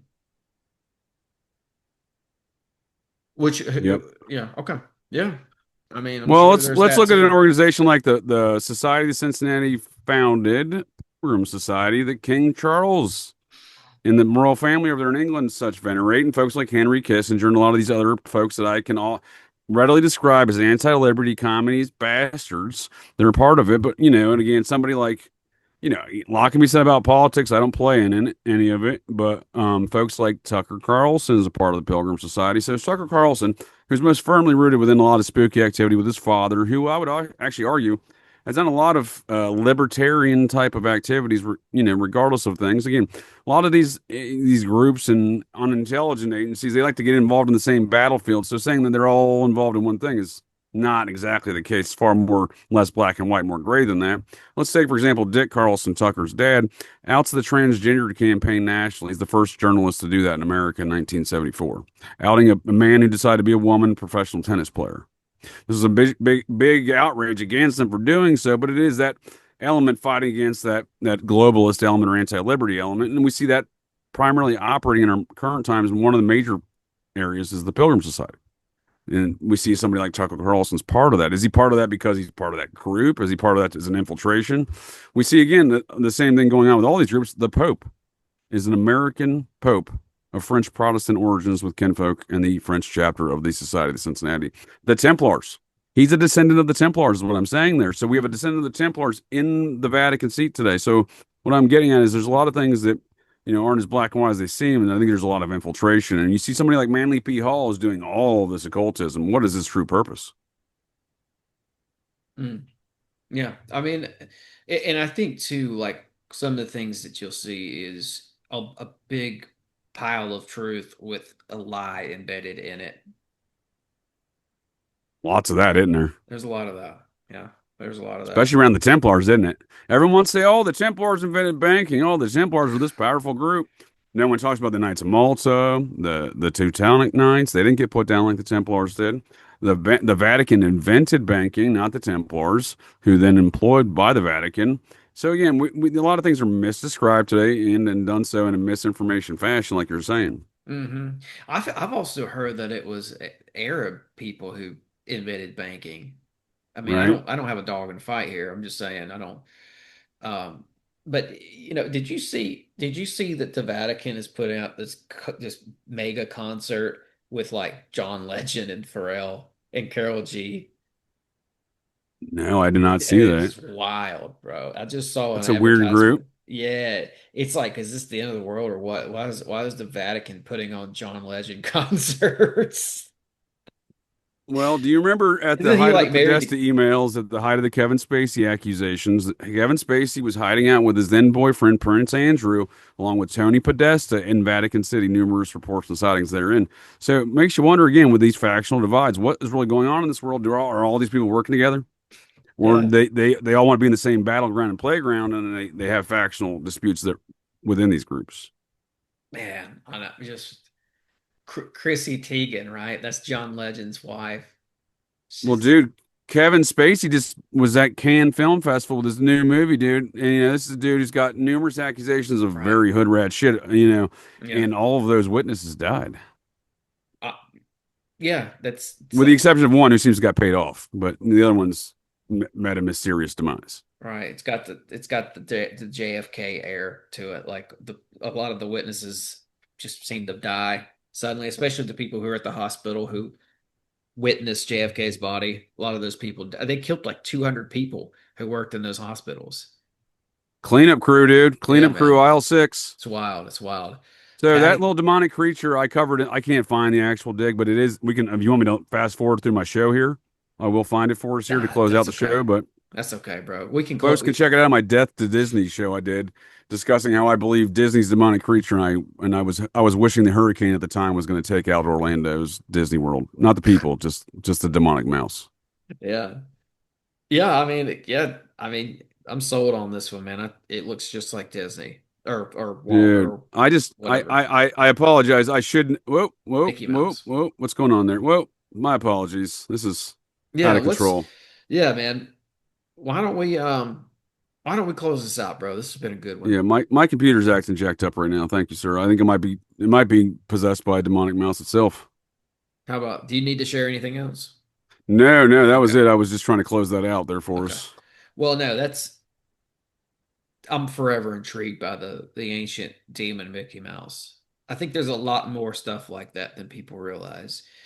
There, speaking of a cleanup crew, there was most certainly a cleanup crew involved with the masking and hiding and burying of a lot of artifacts like that. There's a lot of stuff out there just like that that we'll never see. And speaking of the Vatican, a lot of it's below that in their labyrinth of hidden files and You caverns ain't down kidding, there. sir. You ain't kidding, sir. But I would say, folks, everyone wants to say there's a lot of stuff hidden there. You're probably not wrong. A lot of folks want to say they're looking at the pyramids, a lot of secrets there. What's underneath there? No one asks what's underneath our feet every day here in Atlantis, America. Yeah. And there's a lot of shit here underneath. Yeah. A lot of history we don't know about that is not even underneath it. It's above ground and we still don't recognize. Yeah. And I mean, and that's another thing, man. Like, people are going to have to stop going to the government when they make a find. I'm sorry, but if you find something, do not contact the Smithsonian. I think that needs to be put out there. Like I don't know, contact your local podcaster. At least get some Yeah. coverage of it first. before Contact they your come local Muppet. You have a better chance, a better survival rate of anything going on there. Yeah, bro. Yeah, yeah. So, yeah, man, this has been great. I thank you for your time, sir. And if I can give you one quick note to emphasize the point you just make, and Sure. to bring it back to our very relevant example of that, there's a couple fellows trying to find that old Knights Templar treasure, the ones that bifurcated during the Civil War. Some went with the Union, some went with the South when the Society of Cincinnati disbanded what we now know as the Civil War, their little feud. That Confederate gold, the southern half of that Knights Templar gold, some of it was found in a cache in western Pennsylvania.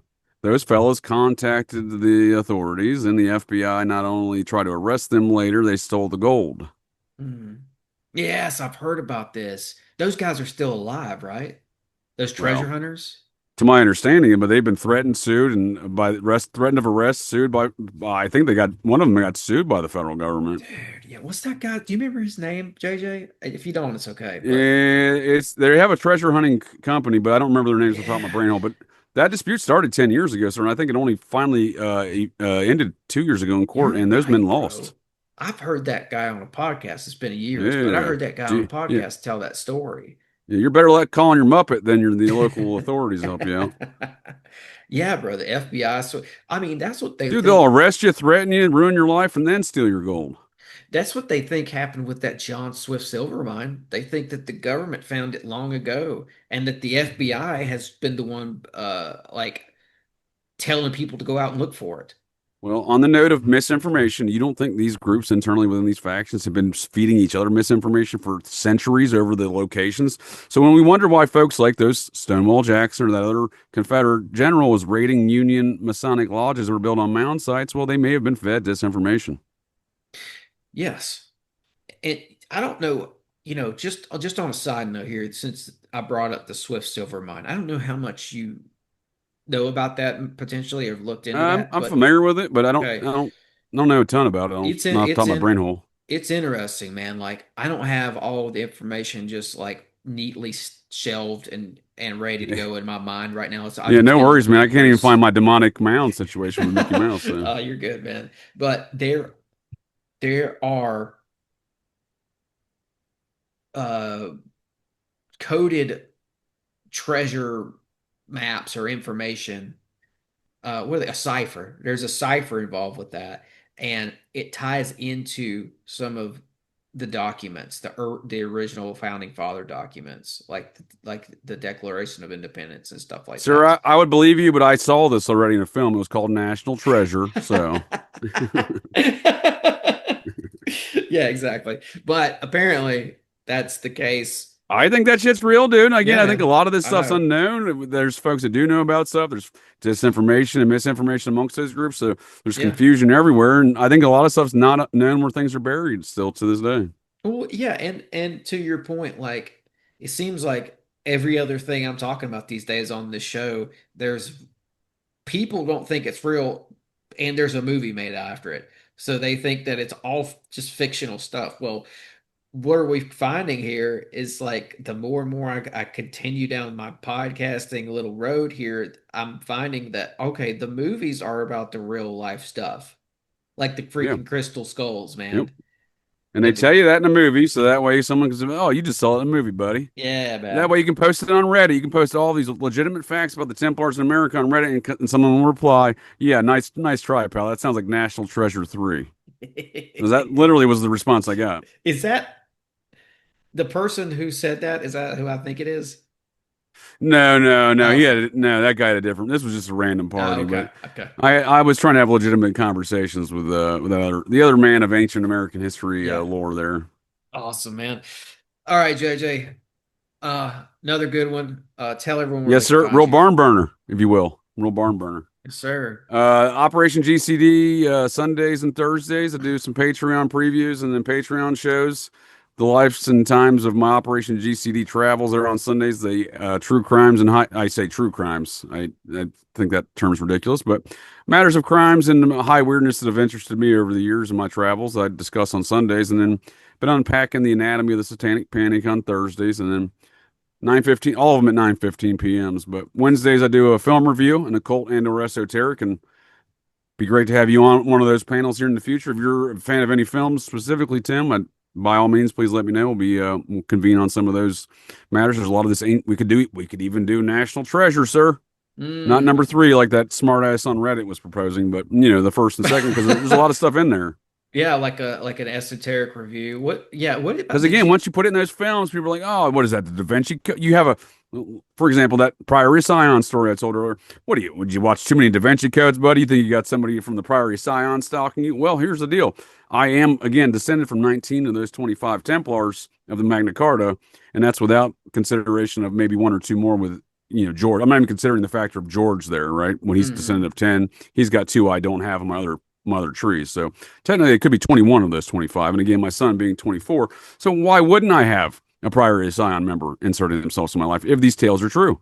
I'm saying if there is evidence to substantiate these claims, well, there's evidence right there. So I'm saying these things are relevant. These things exist today. I find it, they're put into films in which to discredit these things. That way, what are you, Priory Scion, would you watch Da Vinci Code? You know what I mean? So what are you, Knights Templar America, would you watch too much National Treasure, buddy? Yeah, all right.